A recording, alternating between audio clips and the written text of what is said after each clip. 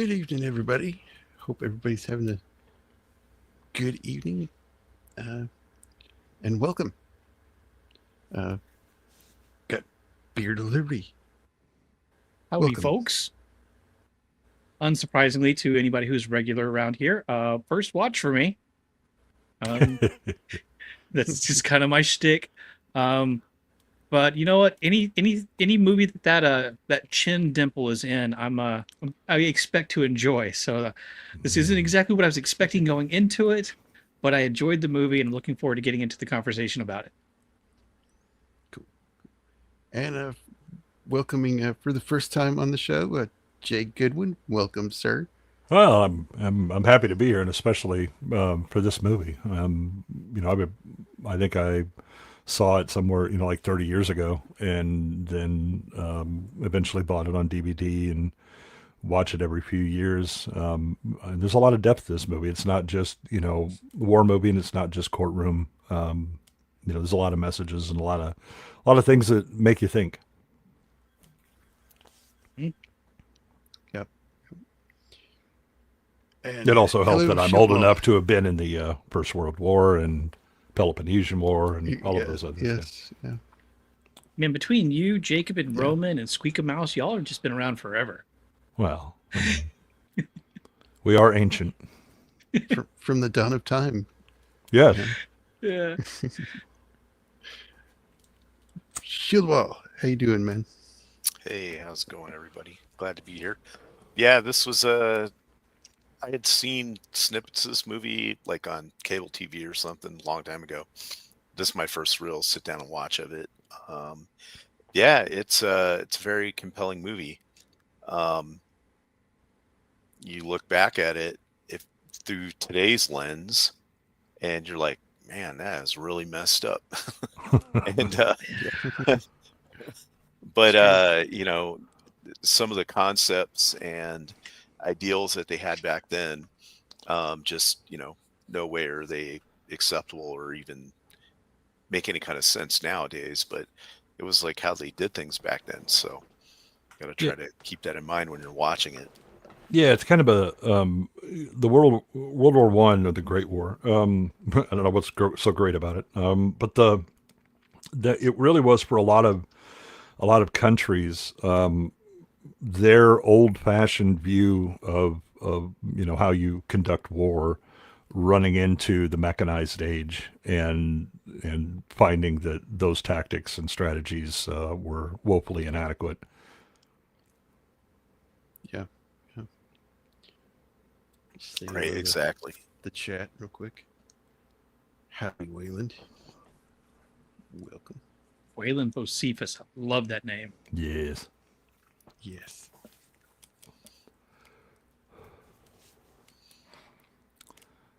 Yeah, the I believe the book was written in the 20s, early 20s, and then it was a stage play in the late 20s, early 30s, and then Kubrick bought the rights and couldn't get any studio to make it until Douglas got involved, and Kirk Douglas is the reason that it got funded.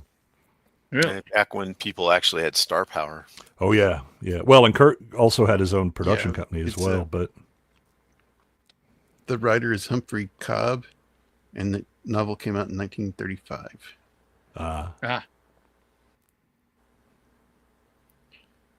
So yeah, let's just jump into it. yeah. The one thing is Share that screen. again, a lot of what we see in this movie, this actually happened. As far as like the idea of when you have troops that have low morale or have done something untoward, that these are the solutions that you come up with. They were standard military tactics as an officer. Right. Yeah. Well, the beatings will continue until morale Morale improves. improves. Yeah. pretty much, yes. Yeah, right. Yeah. Hey, But Mama. the military still does that today. Not the beatings, but the collective punishment Right. kind of ideal. So one person kind of craps their pants, so now we all have to wear diapers, kind of Yeah. thing. Yeah. But it can be effective, especially like, you know, a good example is like the dormitory, the laundry room keeps getting messed up. And you can't find out who's doing it. So you just make everybody come in on a Saturday, like, and clean for 12 hours. That'll usually, they'll figure out who did it amongst themselves and handle it. Yeah. Yeah. Yeah, I mean, Um, it all depends on the reason why, like the goal they're trying to get. If they're actually trying to figure out who the weak link is to either build them up or figure out who they are so they can get rid of them, that sort of thing. But that's something that you saw in the story of Hacksaw Ridge, where they basically punished everybody for Desmond Doss not like Mhm. wanting to do his rifleman stuff. Yeah. Right. The interesting thing though is this is like it ends up being the opposite of collective punishment. Yeah, Yeah. Right. It's much more like Roman legion decimation. mhm. Yeah. I mean, Well, you it make is- an example out of somebody as opposed to right. Yeah, Right. exactly. That's the other thing that the military does like to do is sometimes they will make an example out of somebody. So somebody will they'll have an infraction that in the past that would get a lighter punishment, let's say. So everybody knows what the standard is. If you, let's say you're late to work a bunch of times, you might get a letter reprimand and that'd be about it. But now, let's say it's happened so much, the next guy that's late is really going to get in a lot of trouble. Right. Send a And, message to everybody right. else. And next thing you know, they're getting like a non-judicial punishment, Article 15. They're losing a stripe and, having like 4 months of pay doc or something when, 1 week of extra duty with 12-hour shifts of, painting rocks or something. Some really harsh stuff, just so everyone else will get the message. Right. And usually they'll pick somebody that is already kind of messing up a bunch anyway, because it won't just be random. It'll be something. The person will have to actually be late and have stuff wrong with them. It isn't like this movie where they're like, well, we'll just draw some lots out of a hat.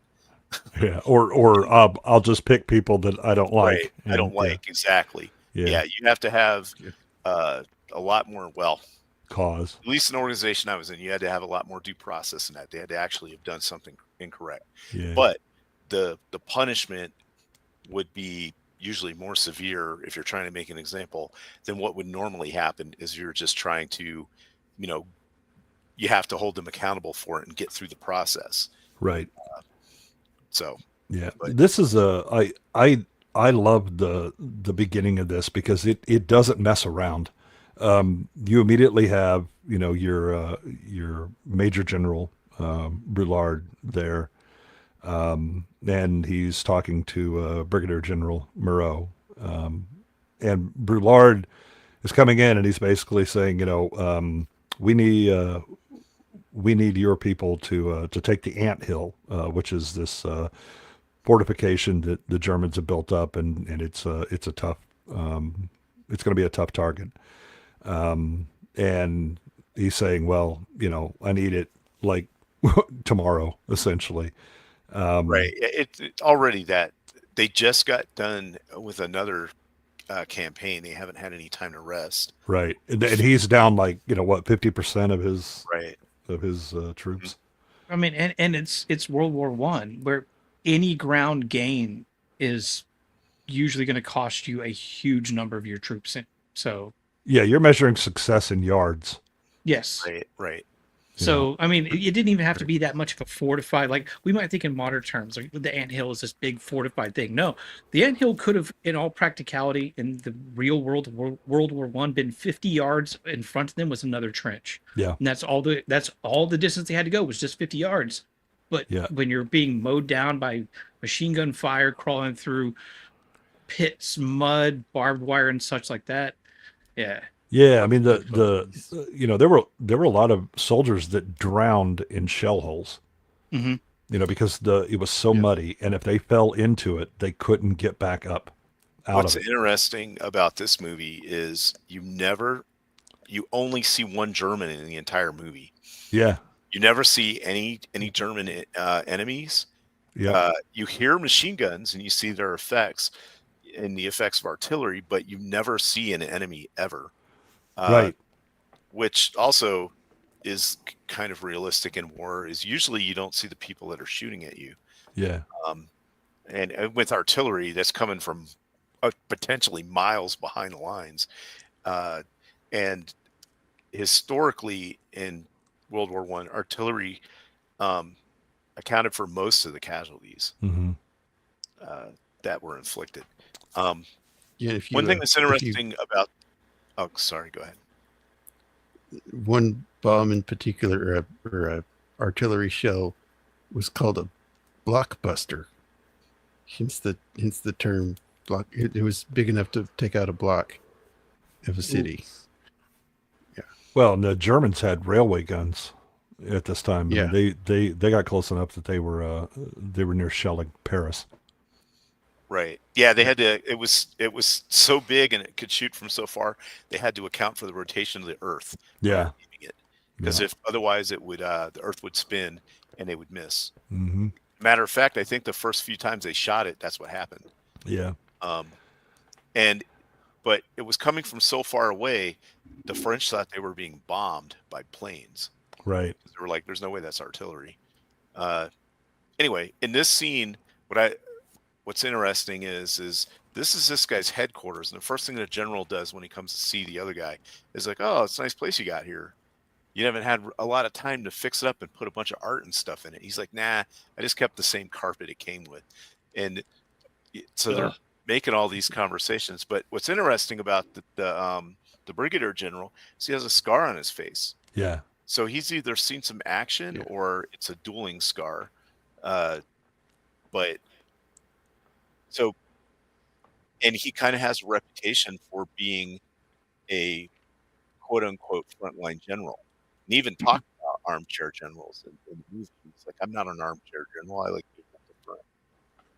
Yeah, this scene is very interesting for the language that's used and the subtext that what they're saying is often a lie, but it is the proper etiquette that you use, like the whole idea. Well, I don't want to persuade you, but I was considering you for promotion, adding a star and all of that. But please don't do that. And of course, one of my men is worth more to me than a star.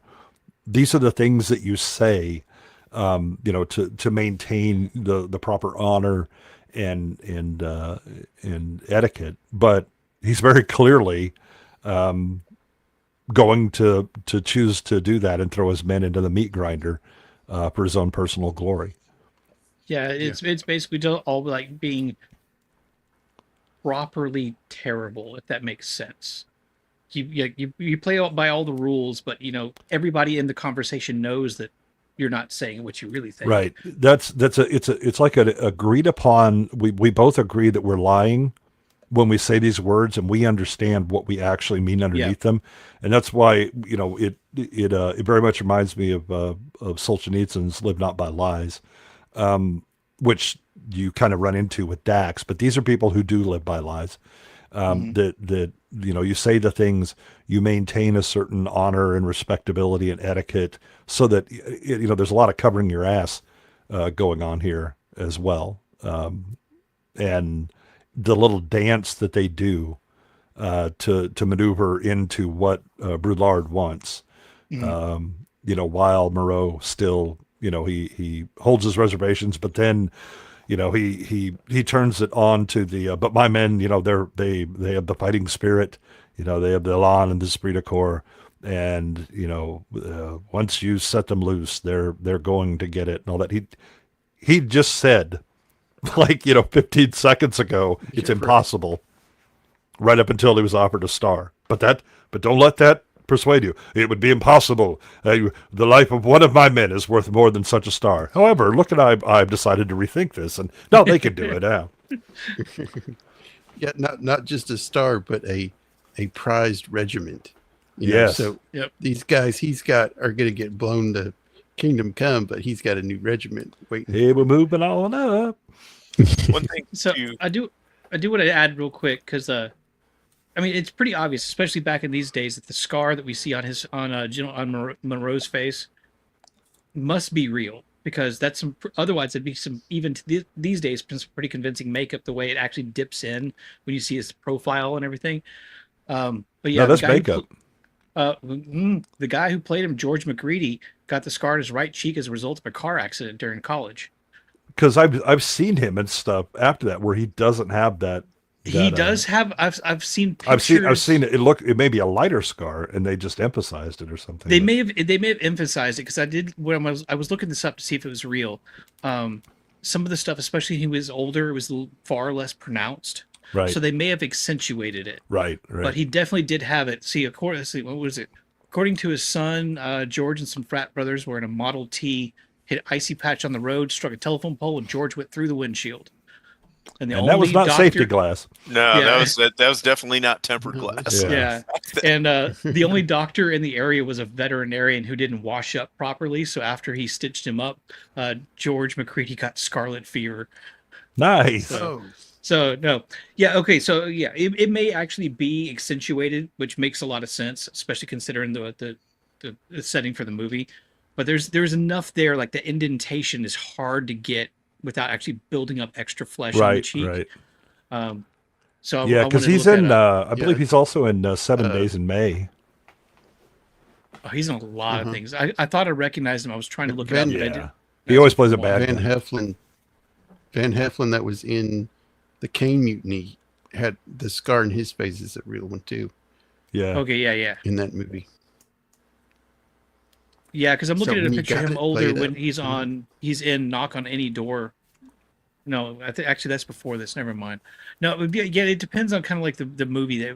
So yeah, I think I see what you're saying here. They probably accentuated it. Yeah.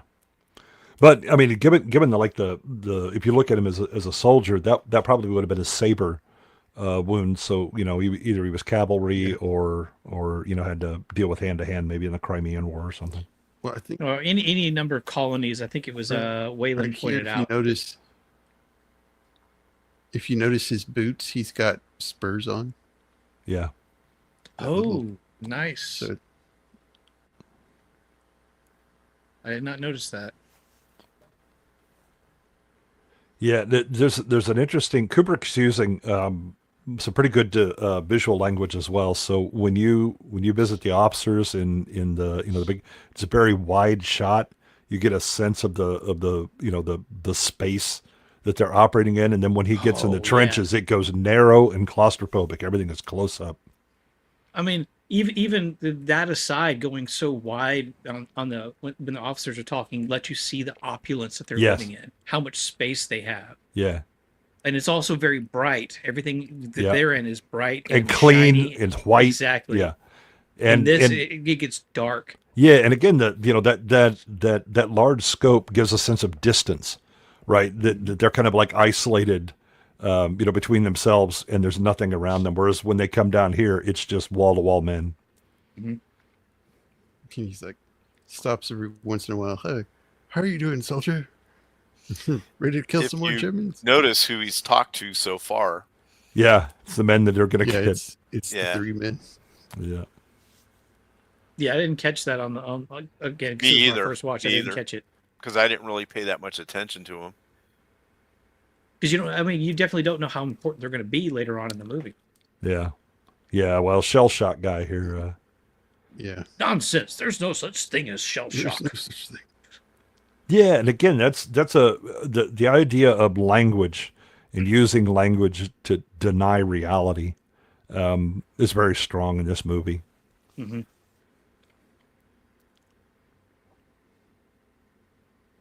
Yeah, and that sergeant's going to be the one that officiates the firing squad. The guy with the big bushy beard. Oh yeah, that's right. This part right here, where he throws on that wool outer jacket with no undershirt. Yeah, I was itching already. I know. Yeah. I was like, that's terrible. I guess knowing what we know later on from what we see in the film, and as his character progresses, well, his introduction here is pretty poignant because he's in the trenches, but he's also cleaner than everybody else. and then he only puts on the outer shell of who he's supposed to be when the general shows up. So he's still kind of like in the trenches, one of the men, but he does put the outer coat on to put on airs for Yeah, the there's a proper there's a interaction. propriety that he has to show, Right. you know, as an officer. Right. So it's like And part of that is being clean, right? You know, that Yeah. the men are dirty, but I need to, you know, project a certain atmosphere Right. and personality. yeah, he's definitely a man living And in two the- worlds right now. Yeah. This guy here is like, oh, you got a nice little area here. Yeah, Yeah. coming from the palace you were in. Yeah, exactly. Oh, isn't this quaint? Yeah. Mm, Well, and again, it'd be like, you know, and you know, in his head, he's like, you know, when I was, you know, colonel on the line, you know, that was like 30 years ago, and had nothing to do with this kind of war. And Yeah. that is something to keep into consideration, is that Colonel Dax, he's not a professional soldier. He was a lawyer Yeah. before he joined the military, probably voluntarily, and he got promoted up through the ranks to colonel within the 2 years the war's been going on. The general is a career soldier. He started at the bottom, as an officer. He started as a lieutenant and worked his way up. So this is all he's ever known. He hasn't had a civilian job or anything like that. mhm. So he has certain expectations, especially as all his wartime experiences are from previous wars where they didn't have machine guns, Right.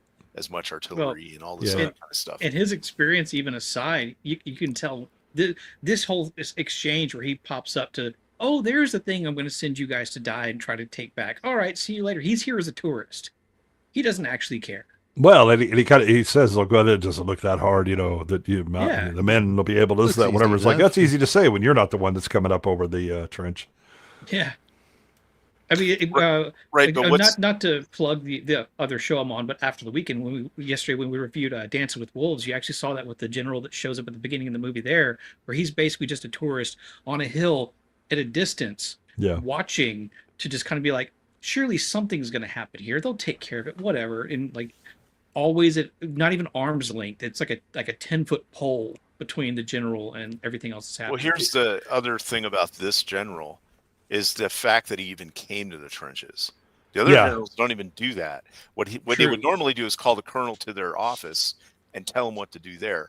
So this guy thinks that he's like in with the soldiers and really cares about them because he's actually coming to the front to look at stuff. Right. So up until this point, he really isn't doing anything bad, other than he got roped into, and he didn't say no to sending these guys to attack the anthill when they're under strength. Because the Dax asked him, "Well, what's the objective?" He said, "The anthill." "Will we get any reinforcements?" He said, "No. You have to take it with the people you got." And then he gives them a very frank estimate of casualties. Yeah. 25% just getting out of the trenches. You'll take another 25% just getting to the wire. Then you'll take another like 60% taking the anthill, and then another 25 trying to hold it or something. It wound up being some crazy number, like 75% casualties. Is Yeah, and one he of breaks one it of down them by was- like, you know, very specific. Oh, Yeah. you lose some to friendly fire with the artillery because they're doing a Yeah, walking right. artillery barrage. Right. Oh, it's 10%. 10% to the walking barrage artillery. Right. So they already factored that in, that they were going to lose some of their own people, and Yeah. they just that was And they have to hold it for all day until All day. reinforcements show up Right. in the evening. in the evening, right? And if I do want to go ahead and address what Waylon said here is, yes, generals do have to be distanced. They have to see a lot more than anybody else who's actually on the front lines. But it's pretty clear in this movie that the generals are so distant that they actually do not care. That they're not even really paying attention to, because you have a job that needs to get done. Men are going to die to get it done in war. But they're only looking at the end goal, not how much they're going to sacrifice to get to that end goal. And I think that's pretty clear that we see with all of the leadership in this movie. Well, yeah, what you have is a decision loop that is purely top down, and no feedback coming back up, right? Because ideally you'd say, okay, here's the goals. You're going to talk to the people below you to say, what are your strengths? How best, can we achieve this? And then you work it out, right? And so there's generally a feedback at multiple levels. Now you don't have like, a sergeant talking to a general. It goes up chain of command back and forth, but there always has to be who is on the ground and has the tactical understanding, and then who is it that has the strategic, and then those have to mesh. What you have here is just like a waterfall of, okay, headquarters said this, so it's going to happen. We don't care. We've told you, right? And actually, these generals are getting too much into the details, especially because Moreau thinks he's a frontline kind of thing, but he's not, right? I think he genuinely believes he is, because he comes down and he talks to the men, and he, the shells are dropping, and you can see he's not like, ducking to the ground like a green soldier would or anything. He knows, some of what's going on here, but he's not actually in it, right? I mean, he's not going to be the one that has to go over and start going through no man's land. Right. The other thing is that, like what Waylon's talking about here, is the one general that came to this other one and said, hey, you need to tank the anthill in it by the day after tomorrow. The reason that he's telling him that is because the government is telling him that they need to see these kind of gains so it'll look good in the papers. Yeah. We're right? getting a lot of pressure. Right. They're getting a lot of pressure from the government so that the government doesn't go under. Mm-hmm. And the people don't, like replace them, or they don't have more problems, which, because of their doing these kinds of things, which led to in 1917 the coups, right? Or they called it mutiny. Yeah, the Nivelle offensive results in the French mutiny. Right, where they basically refused to fight anymore. Yep. They don't abandon the trenches; they just won't advance. They won't. Yeah, a lot of the so one thing that's consistent about the French mutiny is the guys in the trenches, they stay there. But what was happening is that people behind the lines were leaving or just not obeying orders or things like that, right? And it was really falling apart. The command, right? They weren't going over the wall, but they weren't abandoning trenches. They were still doing a basic duty. They understood what they were going to do, but there was a lot of people that were cycling out, and it was because the all of those men had been chewed up in a big offensive after big offensive after big offensive. And what causes it is you have a new general, General Nivelle, and he sets up this big offensive that we're going to do, and the men just go, no, that's not happening. And so eventually Pétain replaces Nivelle and talks with the soldiers and kind of works out. Sedilles does some reforms. He also shoots the ringleaders. Right. And when you have a mutiny like that is an acceptable response to that. Is you have to there's got to be accountability. So either put them in jail or execute them. But what happens in this is wholly, not really justified. There's a lot of, when we get into the movie more, there's a lot of things that he could have done to kind of make his point, but then really win over the soldiers in a lot of ways. So I guess we'll talk about that when we get there. Yeah. But so you have the colonel. Is another facet here. Yeah. Right. Another facet here that these guys are going out on a recon, and this head guy doesn't like one of the other soldiers here. Yeah, it's Lieutenant Roger, and then Corporal Paris. Right, and then there's another guy. So the colonel sends him out with the two guys to do a night reconnaissance to kind of check for, make sure that, where the wire's at, find any enemies, kind of get their disposition, and also see if there's any, take down, like if you find a dead body or something, you can look at their dog tags and see who it is. Right. Kind of take that information back. So they have to go out at night, which you're crawling through that. There's muck, there's dead bodies, there's unexploded ordnance. Yep. Barbed wire everywhere. Barbed wire, yeah. I'm not too sure about the whole. I don't think they put landmines out there quite yet, just because that way you can't reattack across it. Right, right. So you don't want to do that. That's more of a World War II thing, where they had large, huge fields of landmines all over the place. Yeah.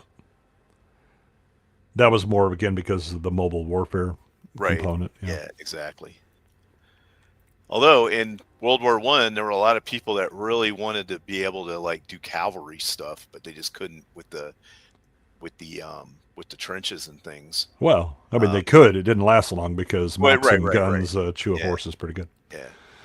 But that was always their dream. They could get that big breakthrough through the trenches and let the cavalry run wild in their backfield. There are a lot of generals that was what they really wanted to do, because that was kind of like how they were taught to fight, like the 1860s or something. Yeah, and they're stuck in, you have a lot of movement early in the war, and then it settles into these lines, and so all of these offenses are essentially trying to break into open ground so that you can start maneuver again, and they just can't overcome them. Right. Yeah, and that's just because because a lot of these trenches weren't that in depth. Eventually they did a lot of in-depth trenches. The other thing is the Germans like really took to the trench thing. Mm-hmm. So they were using concrete pillboxes and really nice trenches with drainage and everything. The French hated trenches. They thought they should always be on the attack, and that digging trenches was like defeatist mindset. Yeah, and it would ruin the mindset. They would ruin the men's morale. Mm-hmm. So like to keep moving forward. So they just dug the bare bones crappy ones. And so much, and I think it was probably that podcast Hardcore History where the guy talks for like over the course of like 4 episodes, 25 hours about the beginning of World War One. As Waylon said here, yeah, when the World War One started, the Great War, French uniforms were light blue, and they still kind of adhered to that old sort of like line up and march towards your enemy kind of thing. So yep. I would see how that kind of mentality would carry over even after they may have adopted new uniforms to don't dig trenches, you march towards your enemy. That's your job. Don't hide. Yeah, and you still have a very aristocratic officer corps. The again, it's very top down, and what tends to happen is you either chew up enough men that you realize, we need to rethink this, right? Or you've got lower level officers that are pushing back, but that's not really happening, at this point, and it doesn't really happen until 1917. I stand corrected. I am definitely not a historian. I was thinking back to a podcast I listened to like 7 years ago. But yes, war at the beginning of the Great War was very different from what we think about towards the middle and the end of the Great War. Yeah. Like at the very beginning, it was people were still trying to figure out what to do. This guy freaks out. Well, he sends a guy out there to look for stuff. Yeah. And he's like, why are we splitting the patrol? You don't normally do that. And he's like, nah, I need him to go out there and figure out what's going on. So this guy goes over the crest into some ruins, and they're waiting and he doesn't come back. And then they hear some machine gun fire because some flares go up. The Germans that's their flares. Their flares are supposed to fire like once every 10 minutes after. Was it their flares? I thought the Germans heard something. No, they talk about it when Dax is telling him. He's like, so they wanted to have the flares every 5 minutes, and for some reason artillery disagreed with them and said they would only give it once every 10. So he just says, he's dead. Let's go. Yeah, he's dead. The other guy wants to wait, and he's like, I don't want to wait. So he had a grenade, because what you want to do if you're on a patrol at night, and this is even to today, if you shoot, they can tell where it's coming from, right? To see the muzzle flash and all that. But if you throw a grenade, it's really hard to tell where that thing came from, and you really can't hear it. If you're unlucky, it'll just thud in the mud next to you, and you won't really understand what it was, and it'll blow up and kill you.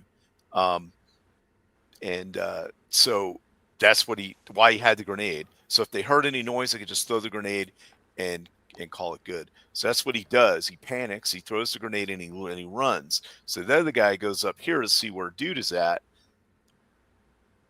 and turns out he was killed by that grenade. Yeah. He was coming back, and the grenade killed him. Yep. So Lieutenant Roger kills this guy, and Corporal Paris sees him. Now, then Roger comes back, and he's basically writing his report where it's like, I lost both men. And then, whoops, this guy shows up. Yeah, he was getting ready to say, I can say without fear of... I can say without, fear that anybody's going to say anything different, that, I'm the only one that made it, so I can say whatever I want. Yeah. So then the corporal's like, and he says, well, what are you going to do? I could charge you, with insubordination and this and that, whatever. And Corporal Paris says, well, how about murder? And you can see Roger kind of thinking it through, but then Roger pulls the trump card. He's like, yeah, but you're just an enlisted man accusing an officer, and you don't have any witnesses. So who do you think they're going to believe? Right. Pretty But much, this, yeah. the lieutenant is he's kind of Weasley.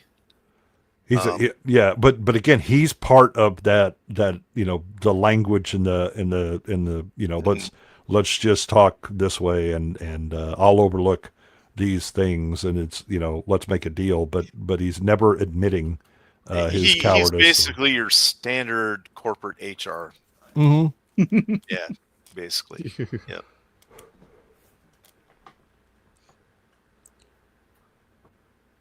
Also drinks a lot. Yeah, yes, he does. Right. Yeah. Which was like a normal thing for people, because you got to remember, a lot of these guys are not professional soldiers. They didn't join up and then they're like, let's go do this. They got drafted. So when you draft people, you get a lot of people that really are not cut out for military service, and you're just throwing them in there. Like they got mental problems, and in order to preclude them from service, it has to be severe.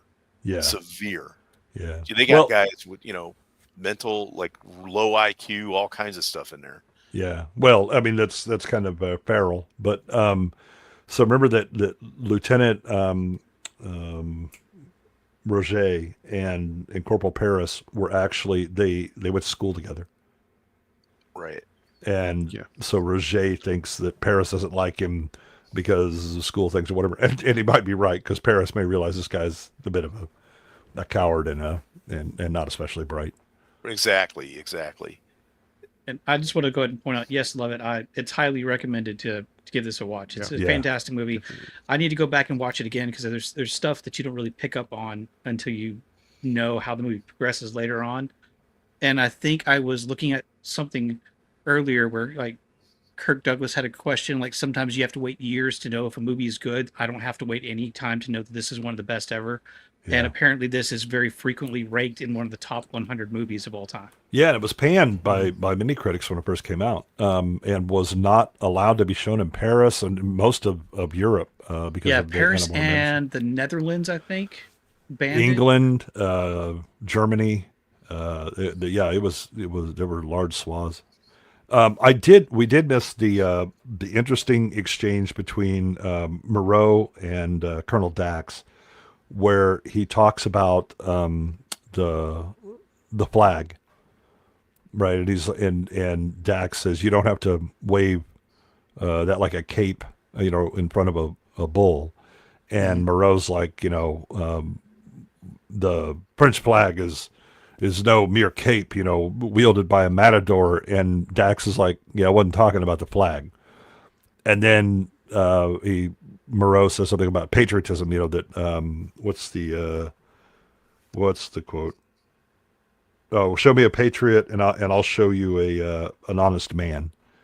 And Dax replies with Samuel Johnson's quote about patriotism being the last refuge of a scoundrel. And so there's a very Dax is not playing the verbal game that the rest of the officers are, right? He's trying to be he's trying not to live by lies. He understands that he has to work within certain etiquette rules, but he's not just, oh yes, let's go along and say the things that you want me to say. Yeah, he knows that there's a game to be played, but he's still trying to play it while being true to himself. Right. These two characters are having a very interesting I conversation. love this Yeah. conversation. And the one guy's like, so tell him it's this guy just wants to sleep. I've been in this situation before Yeah. where you're like trying to sleep, but then you got a roommate that's trying to talk to you about something. Like, should I marry this girl in technical training? I'm like, no, dude, that's a bad idea. Yeah. He wants to keep talking to me about it while Yeah. I'm trying to sleep. And I was just like, anyway, so this guy's like, because And this is Well, Arnaud, one of the guys Yeah, who later right. gets. he's like, we're all gonna die, but I know nobody wants to get stabbed by a bayonet. But would you rather be killed by a bayonet or machine gun? The guy's like, machine gun. He's like, yeah, that's right. He's like, what about blown up? And he's like, or bayoneted. And they just have this whole thing about Yeah, and but his whole idea is that we're not afraid of dying, because if we were, then we just walk around in kind of a fog or a mope or whatever, right? What we're afraid Yeah. of is how we die. Yes. right. That is such a Exactly. true statement Yeah. too. I think that applies Yeah. to a lot of people, and there may be a little bit of a mentality difference there between men and women, because I think a lot of men would, at least once upon a time, a lot of men would run towards danger without thinking about it, and then once Mhm. they start thinking, they might go, "Oh, this is a terrible way to go out." Yeah, if what the keep hell was going." I doing? Oh, Jesus. Yeah, but I mean, but also that doesn't mean that some of us have that kind of instinct to go towards it. I know Right. I've started running towards something and got halfway there and thought, "Oh, hold on a second, this Yeah, this is not a my great brain idea." needs to catch up with my fight or flight response. And all right, let's just calm the adrenaline down for a second, and Yeah. let's think about this. Well, but I mean, the thing is that like in this war, when you've seen so much death, you really have to have the mentality that you're going to die, right? Yes. Just accept it. And so what that conversation is again that you don't be scared of death. It's how you die, right? Is it going to be painful? Are you going to linger for a long time? It's like Spears in Band of Brothers. He's like, you're already dead. Just accept it and move on. Right. Exactly.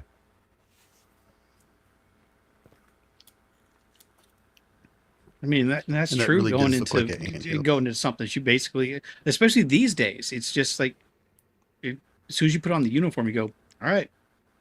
Kind of like the guy at the beginning with the shell shock. He's like, "I have a wife. I'm never going to see her again." That was the mentality people had to go into this theater of Yeah, war. because this isn't. I'm going to be here for 6 months and then rotate out. Hmm. Right. Much like Yeah, World War these- II. You're some in of it this- until you win. Yep. Some of this looks like actual war footage. Yeah, and it's shot this way on purpose. Actually, most of these soldiers are German. They This is such a great sequence. yeah. Again, he's marching, and you can see that each of them are they're lined up. They're a bit nervous, but it's his presence, and he has to walk confidently. And you've got shells going off and all that stuff. And Well, I mean, just the cinematography is amazing, but also the fact that he's done up, he's in his officer's uniform. Maybe I'm reading too much into it. Maybe it was a complete accident. I'd like to think it's not. That his helmet is just slightly crooked. Like he put that on to do work. He didn't put that on for show. yeah. He's not in full dress. This is battle time, Yeah. but he still has to look proper, and Yeah. you have to be able to see him. It's that combination of like he has to be the proper soldier, but also he's the man literally in the trench right now, about to have to lead them out. Yep, and he'll be into first no one over man's the land. top. Yeah. So it's like again, he's living in two different worlds. Yeah. So see this guy looking through the that was him, wasn't it? Looking through the thing. Now see how they're checking their watches. Before this war, watches didn't exist really. Yeah. People had pocket watches, but you can't be fumbling around looking for a pocket watch in a trench. So they just put leather straps on them and got the watches. Also, they started using radium to paint the dials so that they would glow all the time at night. Yep. Yeah. Oh yeah, the radium girls. Yeah, unfortunately, the women that they got to paint the dials, they didn't tell them that the radium was toxic, and Yeah, I got posse jaw. right, and that because what they would do is they'd paint it, then wet the tip of the Brush.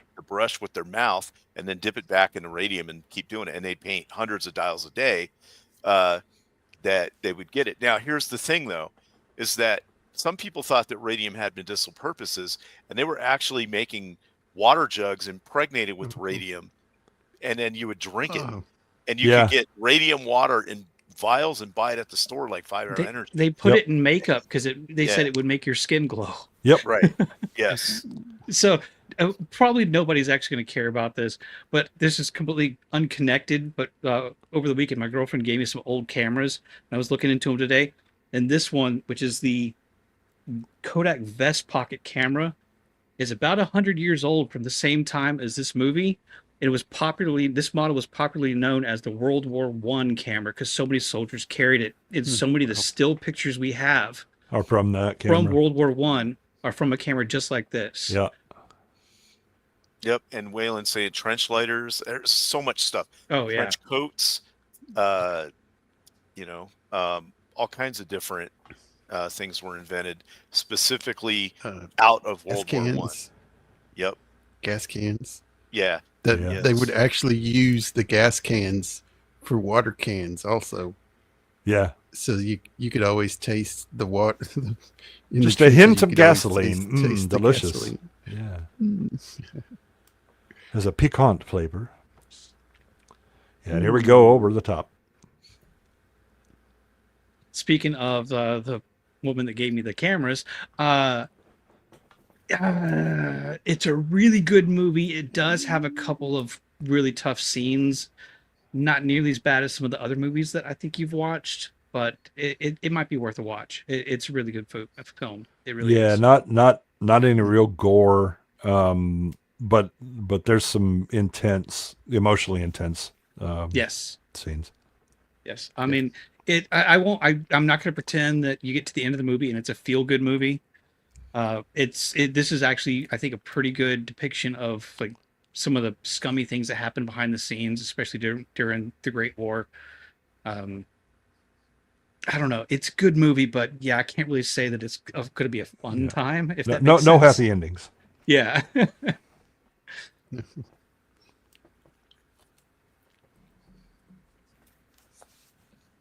But yeah, it's not overly brutal. The beginning is the whole combat thing. Then it switches into more kind of like a behind the scenes courtroom and politicking between officers and such. So the colonel's definitely leading from the front. Now there were some British officers that didn't even have weapons when they went over the top. They just had like a walking stick, or a little riding crop, and that was it. Because they didn't need it. They just needed to be there to lead their men. Yep. Dude's going into battle with a whistle and a revolver. Yeah. I mean, not only is he out there at the front, he's the only one with a whistle, and anybody would be like pointing like, "Oh, there's gunfire, but there's a whistle. It's there." Might want to turn a machine gun that way. There's an officer. But I mean, he's doing his job. He is telling his men, "Come this way, follow me, go this direction. Get your butt in gear." Yep, and then he just keeps losing men, and he's like, "Where the hell is B Company?" Right, and they haven't even moved because there was supposed to be a second wave. Yep. And this is when the general sees them, and he's like, "They haven't moved yet. What are they doing?"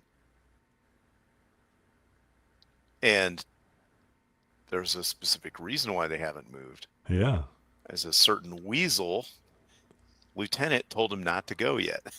Mm-hmm. Because the major got shot. Right.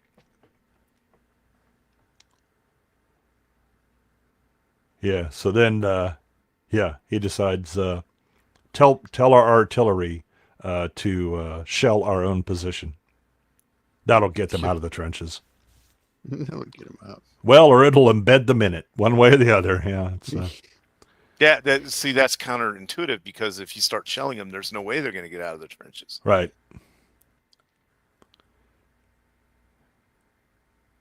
And this is where you have like the competent side of the chain of command where when he tells his signalman, tell the artillery, he was like, "Excuse me, I said this, that, whatever," and he calls them, and they're like, "No, not without a written order." Right. I want a written order because this guy knows they're going to hang him out to dry if he does that, if he follows through with that. Yep. And same with this guy. He asked twice, "Are you sure this is what you know?" He's like, "Sir, Right. those are our own lines," just to make sure he knew, right? And he's like, "No, I'm going to do it anyway." Then this guy is like, "Are you sure?" And that's when he was like, "Let me talk to this guy, captain here." And this dude's like, "No, I want to see it in writing." Mhm. And he's relieved.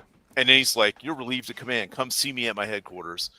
He's like, "Okay." I mean, that is the way to do it. Anytime anybody gives you any kind of order, be it military, job, whatever, it's like, I don't know about this. I want it in writing. Yep. If they won't give it to you, then you probably were good to ask for it and then refuse to whatever they were doing. Yep. Yeah, right. Better to get fired or replaced than get thrown under the bus. Because that's what'll happen, especially now. Luckily, there's a bunch of witnesses standing around here to this whole thing, and this guy has witnesses too.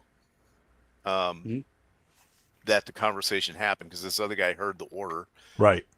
Now, and that goes back to what we saw earlier. I didn't even make the connection to the who's going to believe you, an officer or you.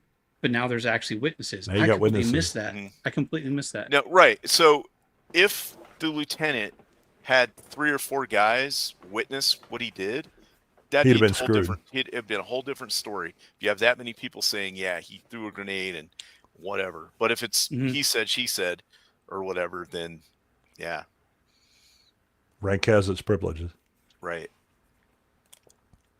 Yeah. So now Dax has come back trying to get B Company to go over.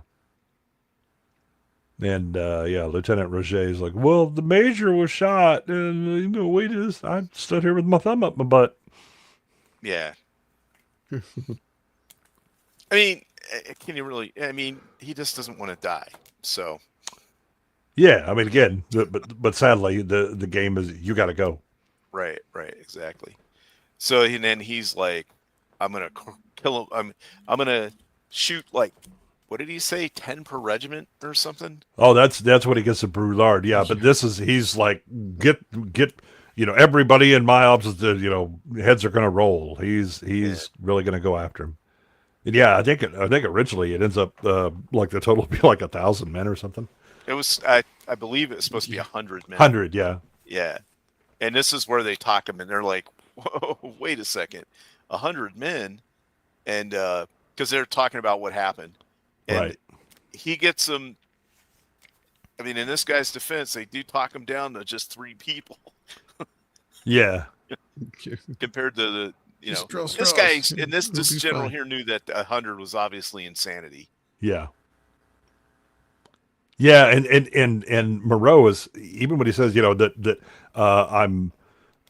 It's not that he agrees with the 3. Right, it's like, even though it's my right, and I know that I've done no wrong, but I will settle for 3. I mean, he's convinced that he should kill 100. Yeah, because he's looking to send a message more than he's looking at the fact that he would be sacrificing a decent chunk of the men that he needs to take the pill that they weren't able to take before. He's also full of this bluster and all stuff because he knows this is an embarrassment for him. Yeah. Right. Yeah. Right. He said that he would do it, but he also feels betrayed. And from his point of view is that they were cowards for not moving forward. Yeah. The people that stayed in that one trench, that whoever their leadership is, should have been really accountable, because by them not moving out, they left those other guys out to dry. And so, like, I can kind of see why he's mad, but when he told them to fire on their own position, and then you start to see that he's starting to get real weaselly here. It's about pride, right? Mm-hmm. Yeah.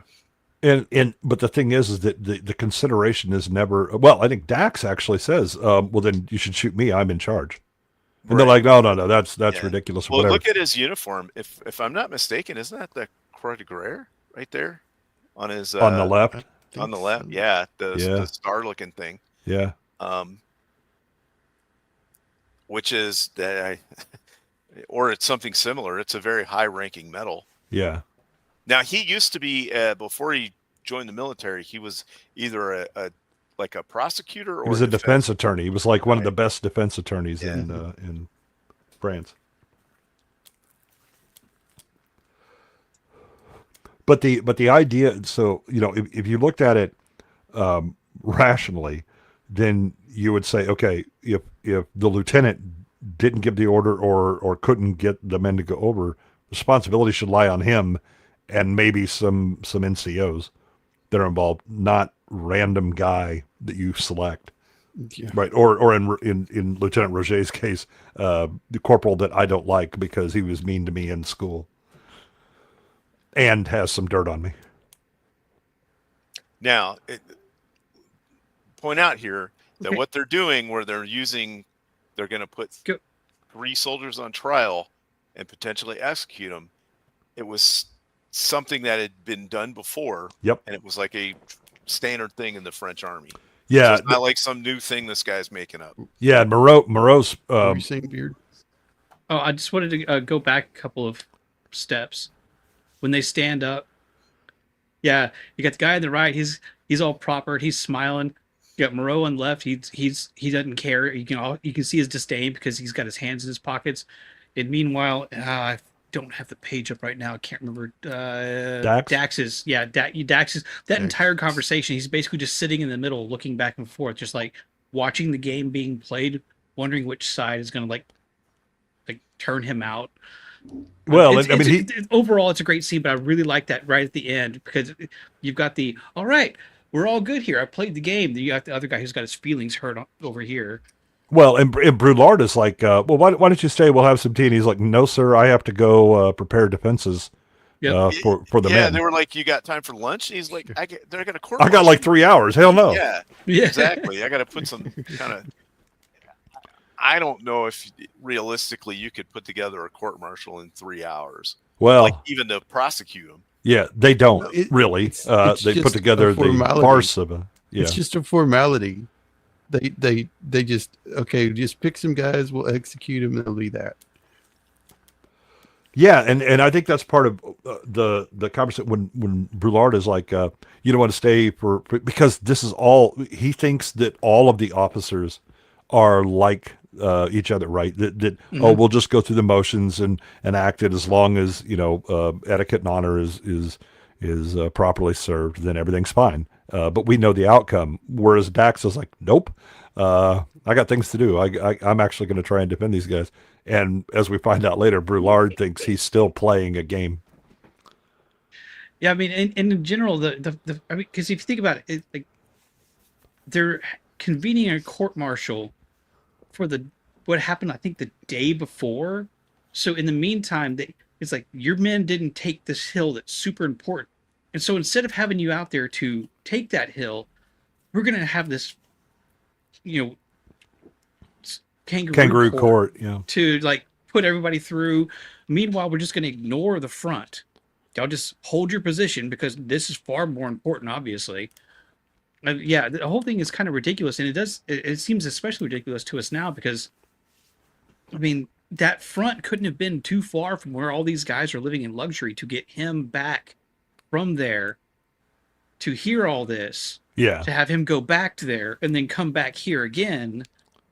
So they're not that far from where people are dying and shells are going off, and they're living in this luxury and don't really care what's going on. They just want to put on a show for things. Right, and it shows the disconnectedness of the higher officer corps to what's actually happening in the trenches, and that they are playing an entirely different game, and it's very political and CYA. Mm-hmm. I like the way they're standing here.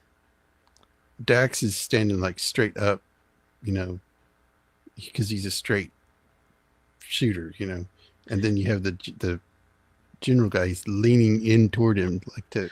Well, Dax is also at attention because the superior officer is addressing him. But it does, Jacob. To your point, it does kind of remind me of that meme where you've got two people standing side by side, and it's got the green line going straight up and down on one the other, and a red line tilted towards.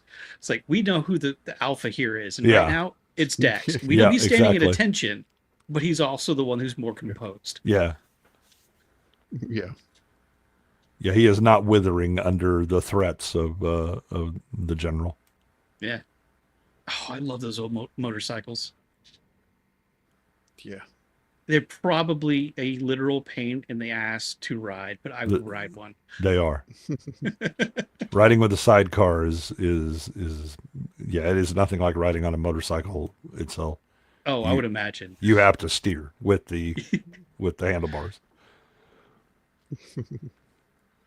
So yeah, these are the three guys that have been picked for because, one because I don't like you because you called me out for what I did, another one because He's socially undesirable.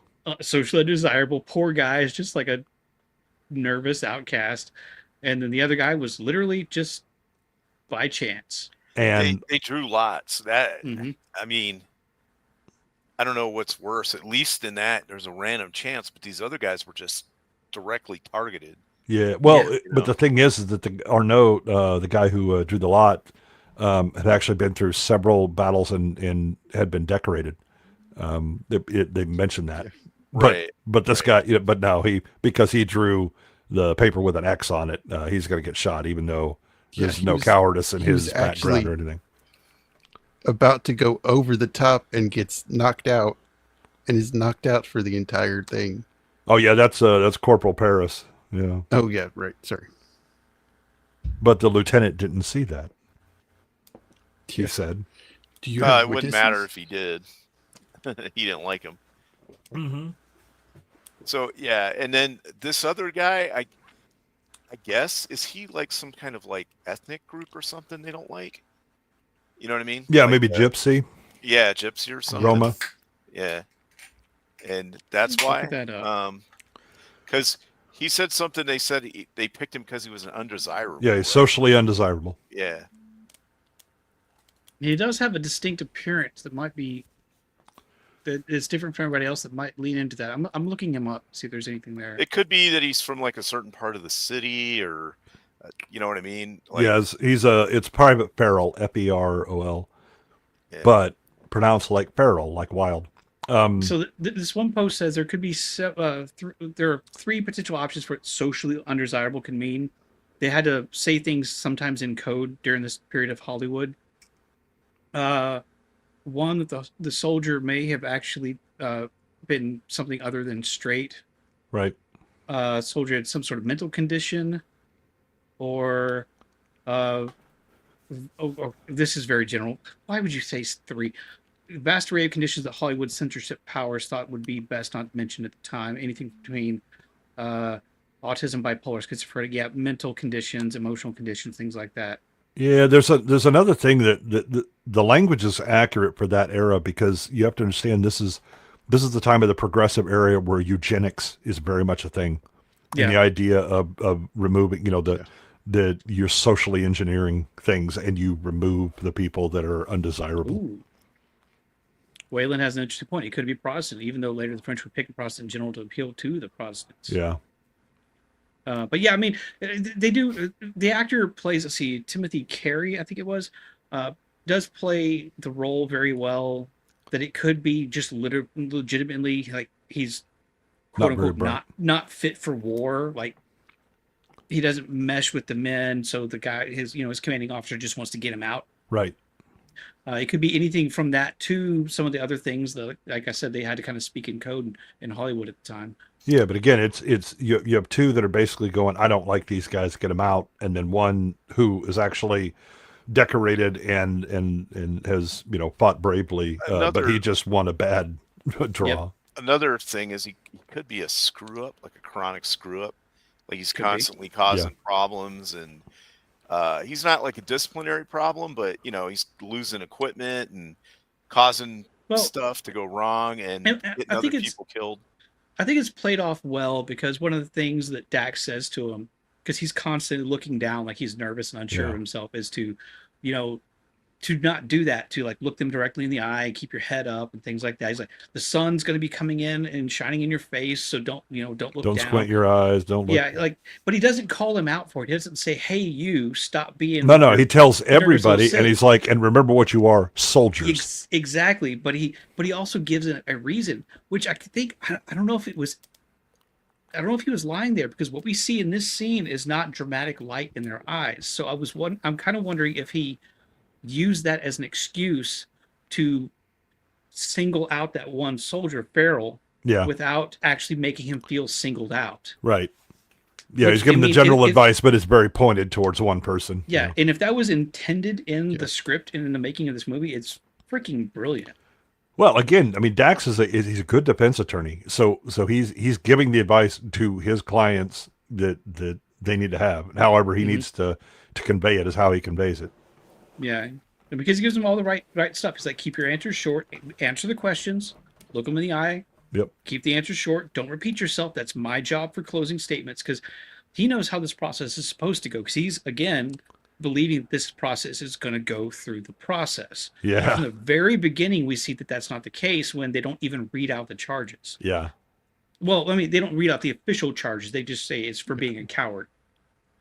The end. They don't. Yeah, and actually he's go like, through how- all the rigmarole. How can I defend if I don't know the charges? And they're basically like, "You're here as a formality." I mean, that's really the vibe they're giving you. Yeah. Mm-hmm.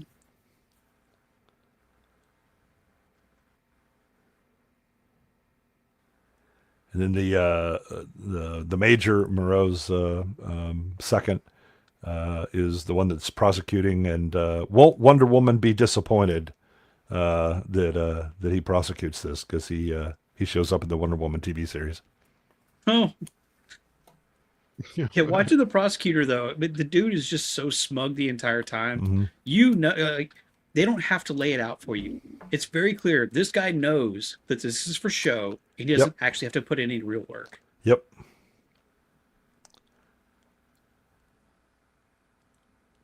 Yeah, just don't let them say their story. Just say, "You stayed in the trench, right? Oh, you're a coward. We're done here." There we go. Yep. Huh, good. Yeah. Did you Yeah. die trying to take the anthill? No, obviously not, because you're standing here. Well, you're guilty. Oh, that's a hell of an option I have. Yeah. Well, and even then, they'll tell you to like look at the attorney. Use pause before you say anything, so that the attorney can object. Yeah. These shots I mean, here, you can yes. tell they're filmed on Sorry. a better quality film. They're sharp and clear. Well, you would get that a lot with what we know today. It was something different in actual physical film. Today mostly is ISO and digital. Mm-hmm. And that basically Well, it was ISO and film as well. Okay, so I really mostly just know digital, but I know that there were some other terms too. But I also know mostly just still photography. But yeah, it would basically be the film speed, and you could get the faster film speed for lower light conditions, but it would be a lot grainier, and that was just because the actual physical the silver parts in there halide particles they had to be larger. larger so they could capture more light. This you can obviously tell by the room they're shooting in, which I'm assuming is an actual location, because if not, that is a damn big set to build. Is so bright they can get away with doing slower film, or sorry, faster film rather, or slower. Yes, sorry, I'm getting myself confused. But yeah, they don't slower for brighter. Yes, slower for brighter. Yeah, that's right. So they can get away with that. That's why you get a lot more crisp here, and that may be a side effect of just the fact that they were shooting in such a bright scene. Yeah, Kubrick's pretty intentional. Again, look at the shots and the difference in shots. Right, that when he shoots these scenes, they're very wide angle, big open spaces. Right, you can see all of the environment and the luxury that they're in. When he's shooting the soldiers, it's all very up close. That's like a ballroom or something. Pretty much. Yeah. Well, and it also, these wide shots, despite there being so many people in the shot, everybody still feels very isolated. Yep. Look at Dax over on the right-hand side. Yep.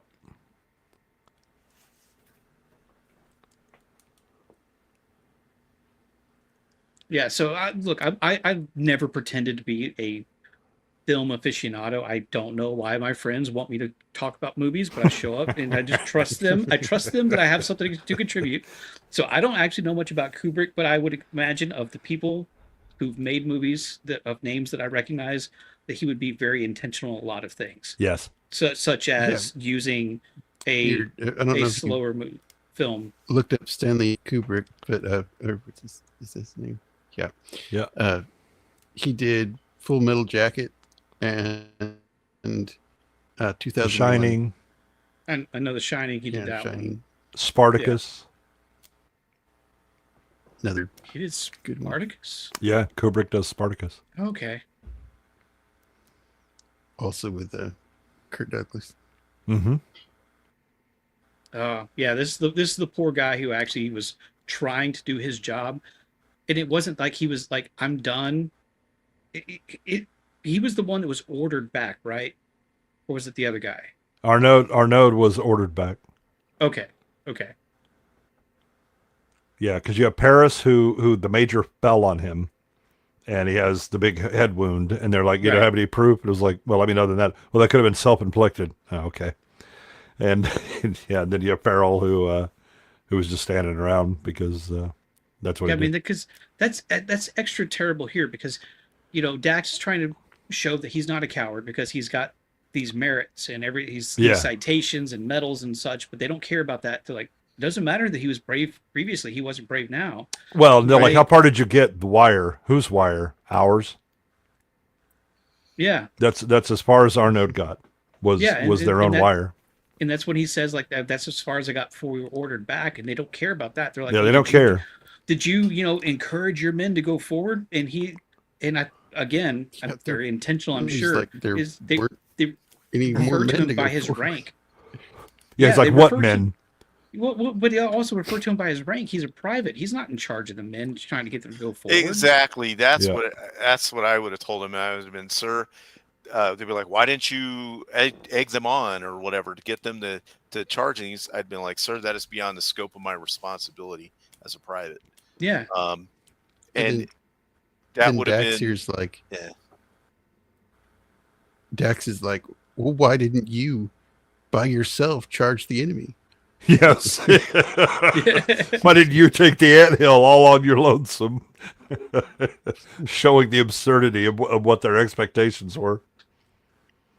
Yeah, this guy here won't read the charges. He won't let any of the, they won't give him time to get character witnesses or anything. Or even read their military history with They their don't orders even and have a citations. court stenographer, which Yes. he points out, Yeah. because And they that- don't want a record of this. And that's such a great touch because I didn't even think of that until he calls it out at the end. Yeah. And again, Well- it's showing up that what they want to do is they want to do certain formalities. Again, they want to speak lies, but they want to do it in a way that is all, proper etiquette and all of that, right? But they don't want it on the record because they don't want to, for the same reason that Moreau was not going to send a written order to shell his own trench. Yeah. And this guy's face still reminds me of somebody. I don't know if it's somebody that I've seen in movies or on YouTube or I actually know in person. I haven't been able to pin it down yet, but it annoys me. He's in a lot of movies. Well, I also have not seen a lot of movies. Have you met me? Well, there's that. I don't know what it is. I mean, Are you maybe- related to Nadia?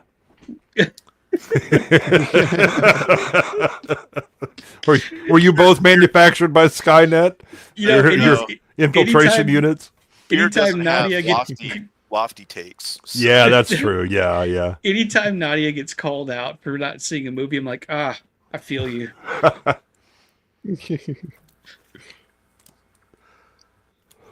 I mean, I can list a few right now, but I don't want to completely derail the stream by having outrage in the chat or on the panel.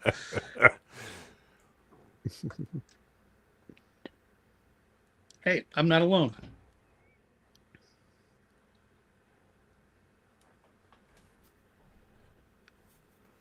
This is a lot of it's not a movie.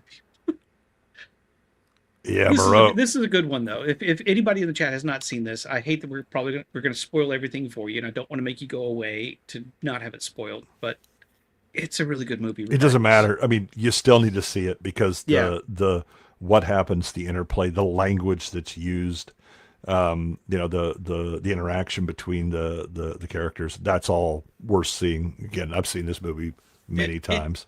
it's I think a testament to it being a good movie when so much of it is basically people talking in a single scene that just has camera angle changes, and it can still hold your attention so much. Yeah,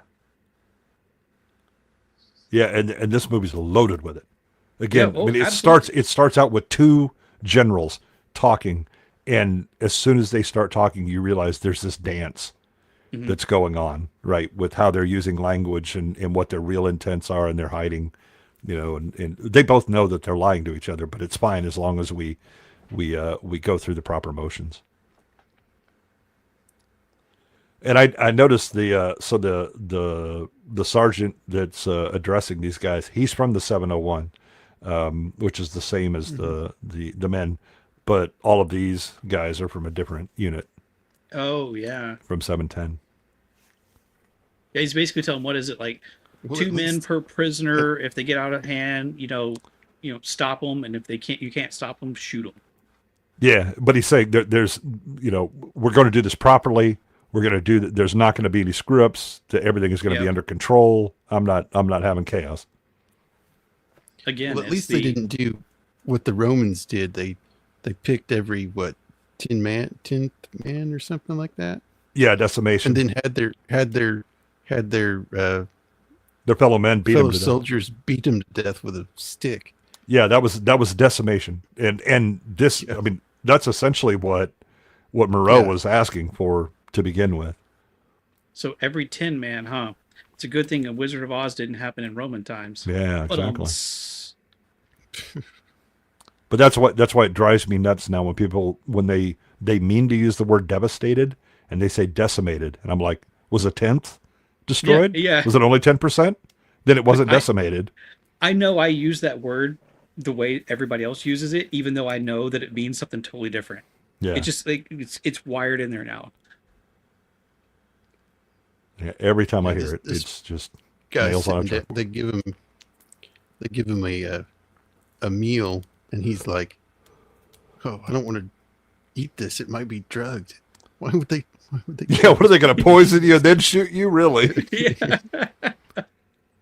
I mean, it sounds ridiculous, but if you needed to make sure that nobody was fighting back, just kind of like sedate Yeah, them just a little poison. bit. Well, I mean, they did with one, not intentionally, but yeah. But Farrell, I think Yeah. he said something else like, "Boy, this is great. It's like it's like a last meal or something." And Farrell's like, "It is a last meal." Yeah. Yeah.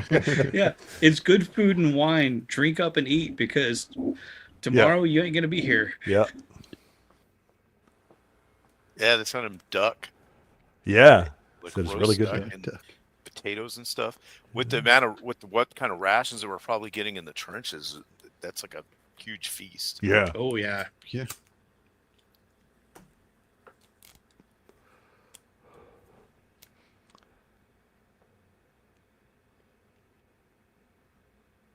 And they're like, oh, maybe they put something in the food to poison us or put us to sleep or yeah. something.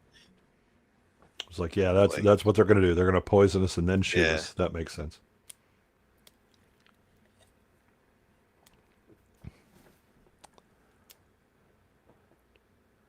In comes the The padre. priest. Gotta allow for the last confession. That one guy's like hopeful. Oh, we'll get this cleared up. We'll be fine. Yeah, Until the priest Colonel comes Dax in. is going to take care of it. Hmm. And he's like, nope. Yeah. I talked to Colonel Dax. That's why I'm here.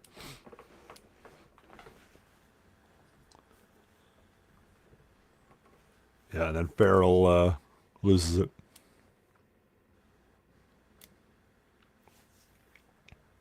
The other guy loses it too, but in a different way. Yeah. Gives the priest a knuckle sandwich. Yeah, he's like, I'm not that religious.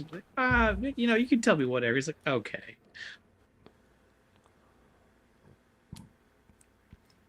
Waylon, I think every army thinks that the other guy's food is better.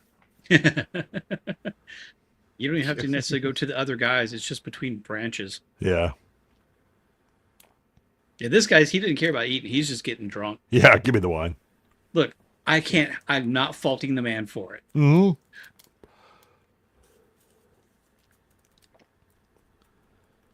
But then he's getting a little mad about the injustice of it all. Mm-hmm.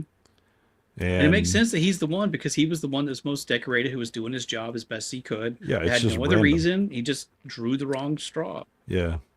And then whoops.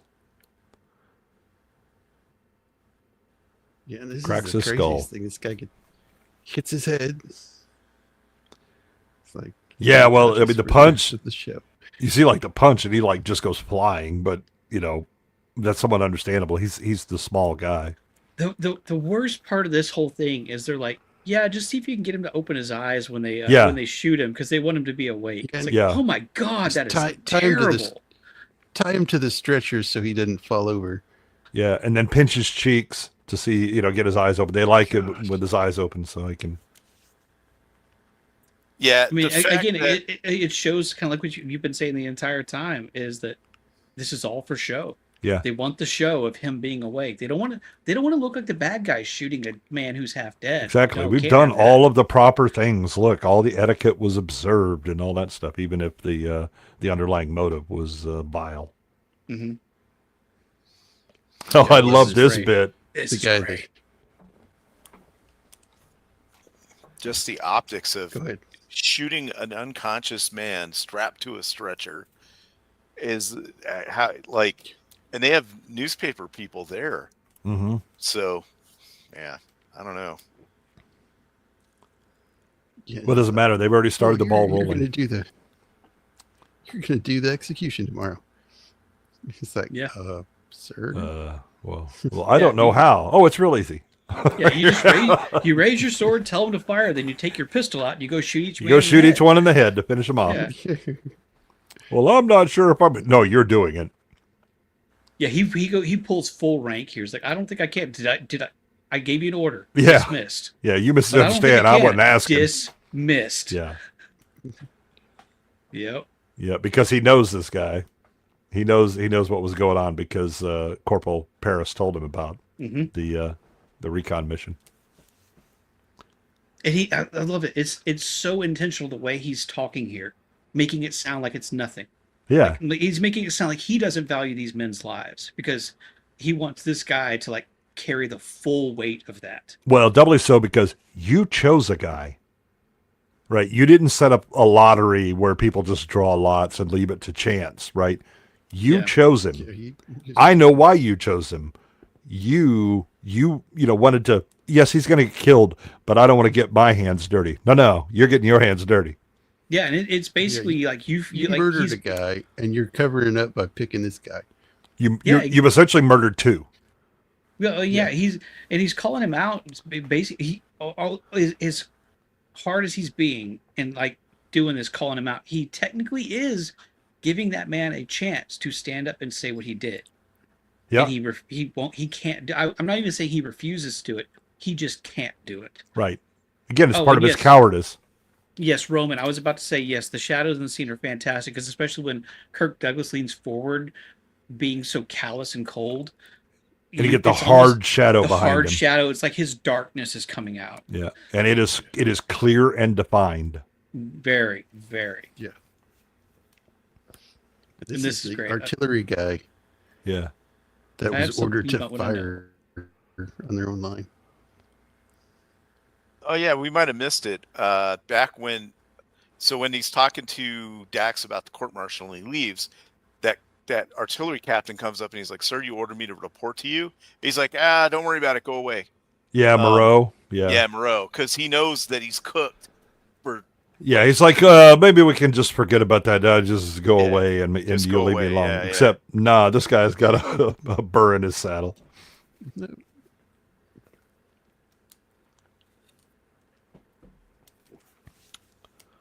I mean, you can think what this does to the fellow soldiers of these guys, that they heard all this, fire on the on your own lines and all this, and they're just throwing 3 guys just picked random to die. Yeah, but the officers actually think that by shooting them, that will then inspire the other men to be brave. Yeah. Yeah. Well, they think inspire, but I mean, honestly, it is basically Intimidate, whatever the hell. fear of God yeah. into them. Yeah. They're going to Also, act bravely. I was just watching the replay of the dancing, so You notice Moreau was over to the left all by, separate from everybody. Well, the fact that they're out there dancing and celebrating and just having fun while people are on the lines dying because they're fancy and have enough stripes on their uniform. But there is one woman in there that she's got her right hand up. She's, like holding that guy's hand, but her left arm is just dangling completely like straight by her side. And I was watching like, is anybody else doing that? And I don't know why. It stood out to me just a moment ago, and it stood out to me when I watched this movie earlier today.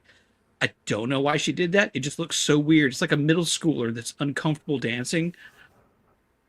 I think it was the first dance frame. Back one more, maybe one more. Nobody else is going to care about this because it doesn't actually affect anything. But right, I've seen her. Is that a real woman or is it like a mannequin? Yeah, it's like a kid with a mannequin. Yeah, because I saw her multiple times in the scene later on. They're in the background still twirling around, and that left arm is just dangling down like, I do not want to touch this old man. Yeah, there's a number of the women that look very disinterested. I don't know. Look, I have to go back and watch it again. I don't know if that was a thing that they did. I have no idea. It just stood out to me. The weird things that stand out to me in movies sometimes. Waylon says actually his favorite Kubrick movie. Yeah, she's Kubrick got a movie. bag. Oh, yeah, she's got a bag, or she's holding her dress okay. or something, yeah. Okay. It just... Yeah, it's a bag. Yeah, it's a bag. Okay, it stood out to me. Yeah. Okay. Yeah.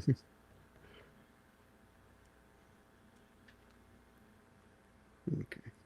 And then this But one, yeah, they're up here having a good time, partying, relaxing. And again, we're still in the middle of all this opulence.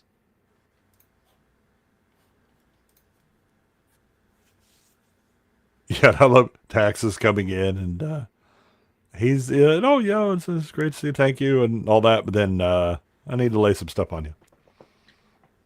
Okay, from here on out, if you've never seen the movie, at this point you think, okay, I know how this is going to turn out. Mm-hmm. He's going to present the information, and Brouillard is going to have to deal with this, and Moreau is going to be subverted, and all of that. Nope. Yep. And I'm sorry for Lovett, Squeaka, or anybody else who hasn't seen this. You would be wrong. Mm-hmm. And knowing the end of this movie is not going to ruin it for you. It actually makes this much more powerful. Yeah. Because there is so much more going on in this scene than you think that there is. Yep.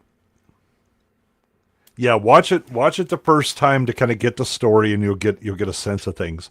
And once it's done, you'll be like, "Oh no, I need to go back and watch this again, understanding this ending and the subtext of how we got here."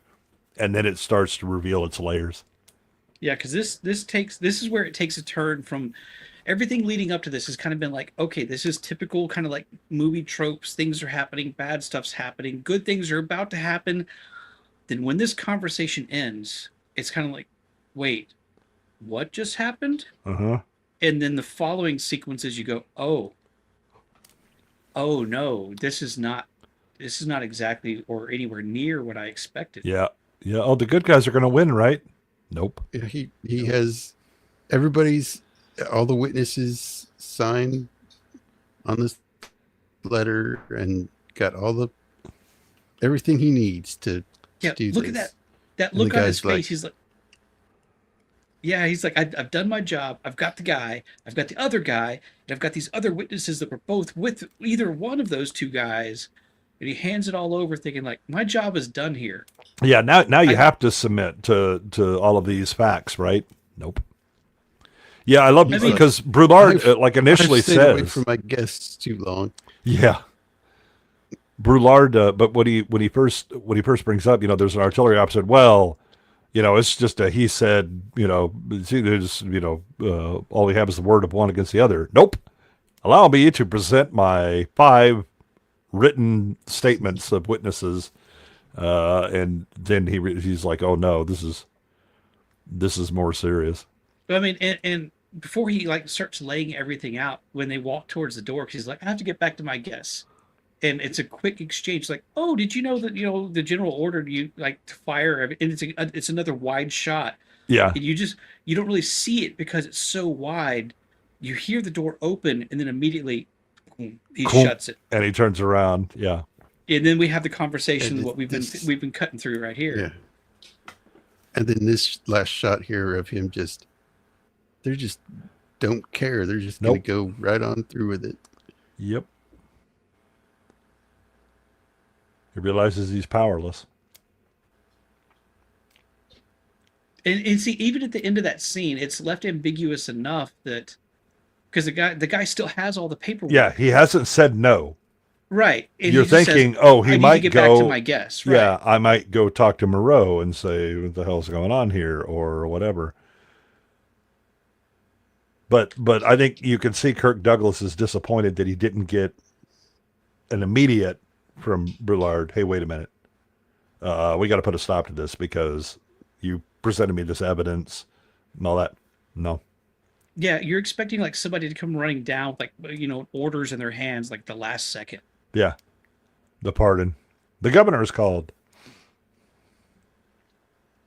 Yeah, this guy's been, pretty stoic through this whole ordeal, and then he just can't hold it anymore.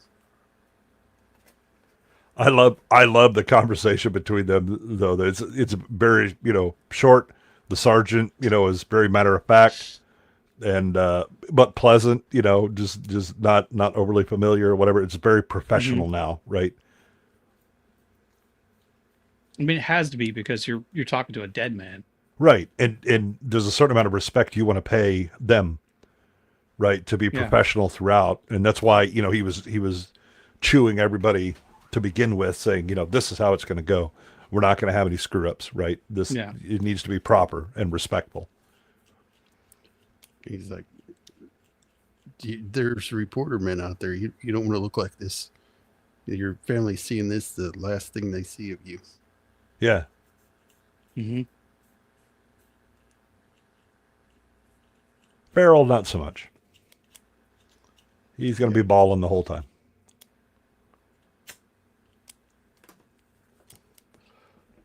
The other guy originally, didn't even know what's going on. when they were at dinner time, he was very confident that the Colonel Dax was going to save them all. Right. They were like, "You're not worried, are you?" And he's like, "Nah." If they had tape, they would tape the guy's eyes open to make it look like he's Yeah. awake. Or no, yeah.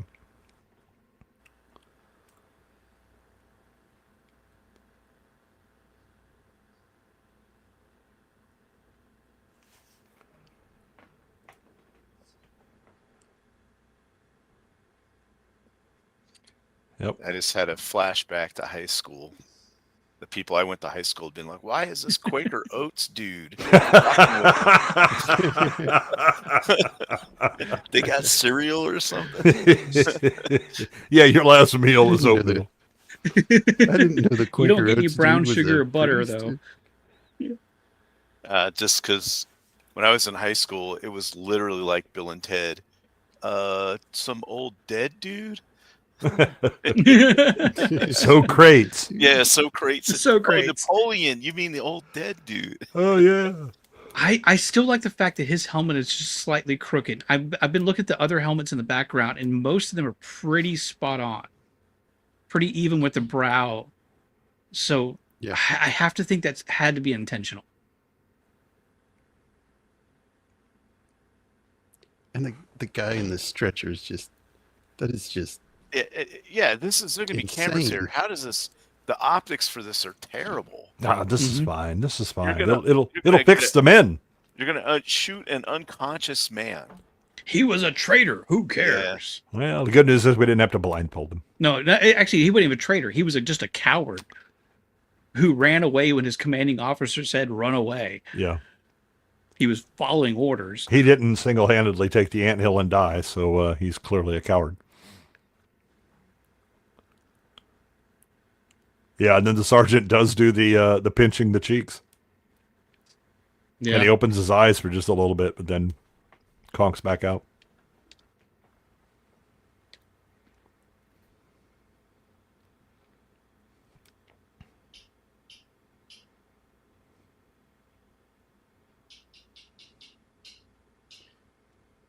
Gosh.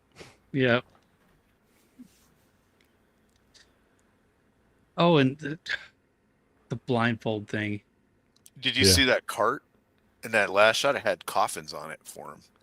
Oh, I missed that. Yeah, where those horses are right there. Yeah, right there. they are. Oh, yeah. I never served in the military, Wayland, but I have to think that might not be terribly untrue. At least back in the day, and probably still now. You had a cousin that he regrets ever going full bird colonel because the politics just goes ludicrous, and he retired pretty soon after that. Man, even the look on this guy's face has changed. It's like, are we really doing this?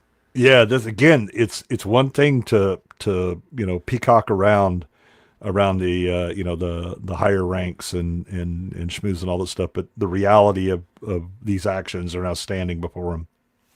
Well, and again, I'm assuming everything here is very intentional. It is in the bright, very clear light of day. Yeah. That this is happening. Yep. Like their full failure to do the right thing is on display right now. Yep. He's like, do you want a blindfold?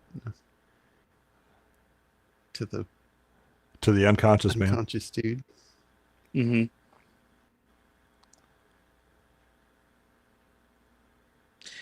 And I like the fact that these last two guys are so different, because they both reactions I think are incredibly valid, and I can't fault one or the other. I would like to think that I was this last guy and say, no, I'm going to look them in the eye when they shoot me.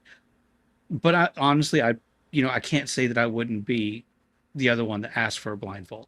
Yeah. I mean, you won't know until you're there. Yeah. I mean, exactly. So I like the fact that they had two reactions here to let the audience kind of feel like where they think they might fit. Yeah. And Lieutenant Roger apologizes to Corporal Paris. Mm-hmm. Where he's like, I'm sorry about this, and Paris is just like, yeah, whatever. Well, really, all three of them. Would you rather, face it, have a blindfold on, or be unconscious? I think I'll go for the Arnaud option there. Let me be unconscious and just never wake up. I would have asked for the general to shoot me. I would like to think that I would to say, make him, you know what I mean, to make him be the one that did it. The problem is he would have, because he thinks that he's great warrior leading from the front, and again has seen combat. See, I would like to say that I'd say, go ahead and tie me to the post, but leave my hands free, because I want to give double birds to the guys that are about to shoot me. Can you ensure that my middle fingers are visible? Go ahead and paint like some high vis yellow paint right here. Or tie my hands in front of me so I can grab my crotch as the last give them a little D's. Yeah. Like, I broke my middle fingers. Can you tape them up so they don't? Yeah. Yeah, it'd be like, not in the face or the balls. Yeah. See, at this point in the movie, you're still thinking that like somebody's going to swoop in at the last second. Yeah, surely this will be stopped. And then and I was going to say that. So this is where he would have had a chance to be magnanimous, right? They're all out there, and then he say, you know what?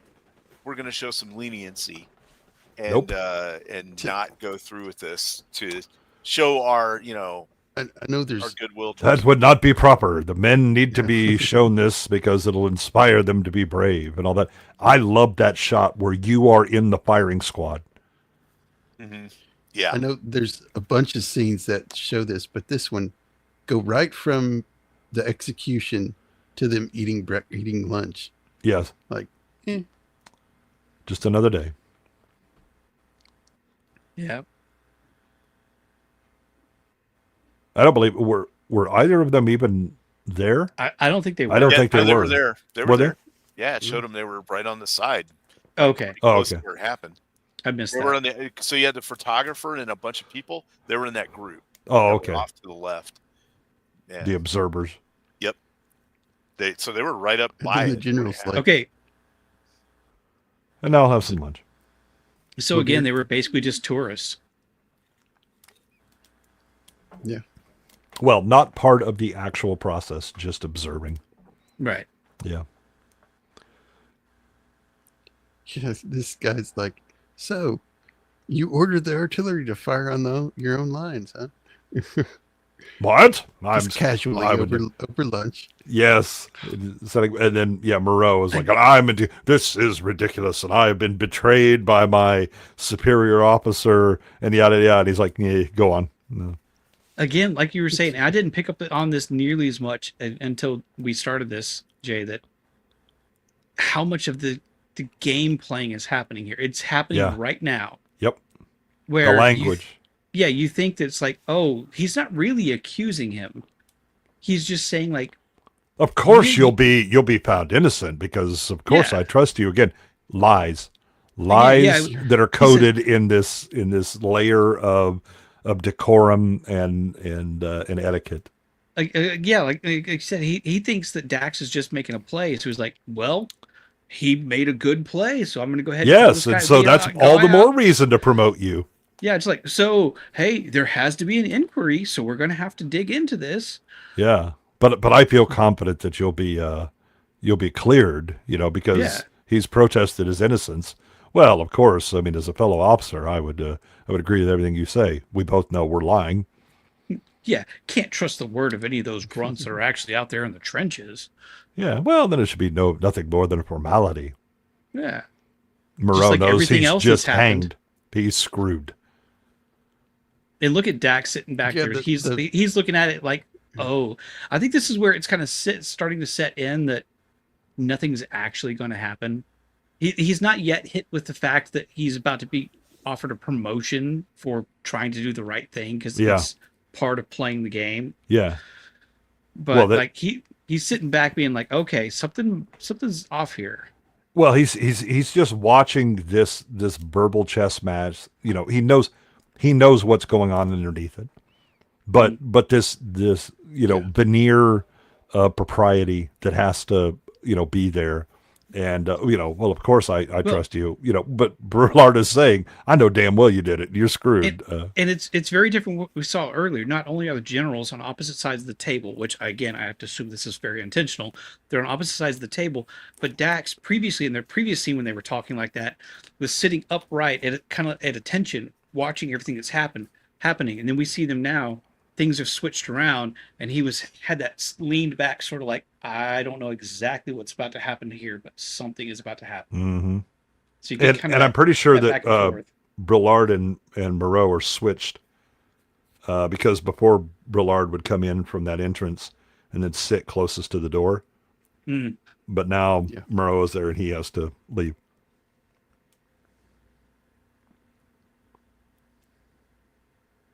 And there was still part of me right now, like with other movie tropes that I know, I'm like, okay, this was a brilliant play. They put blanks in those guns. Those guys were told to fake their deaths. The good guys are still going to win. Nope. No. He's offered a promotion for basically being a scoundrel and betraying a superior officer. Oh no, it's good politics, and you did all the right things. I mean, you acted to defend your men, and that was a brilliant play. And I can see you're going to go far with that kind of wit as an officer. And Dax is like, "What the hell are you talking about?" No, Yeah, it's not that I recognize that you did what was right. It's I recognize that you did what was expected. You played the game, and did it brilliantly. yes, Yeah, it's like a good chess match. yeah. It's a good chess match while you're busy like punching your buddy in the face the entire time you're making checkmate. Yeah, and again he's proud of him because he's like, that's a brilliant move. I didn't see that coming from you or whatever. And then Dax basically goes wrong and starts reading him, and Brillard kind of gets this look on his face like, oh my gosh, what are you? Realizes, oh, you're an idealist, which means you're doomed. He puts the chin in full effect for that Oh, yeah, conversation. yeah. He's like, oh, he sticks it out there. Just like, Yeah. oh, come on, here, just pay attention. Yeah. Allow me to deploy my dimple.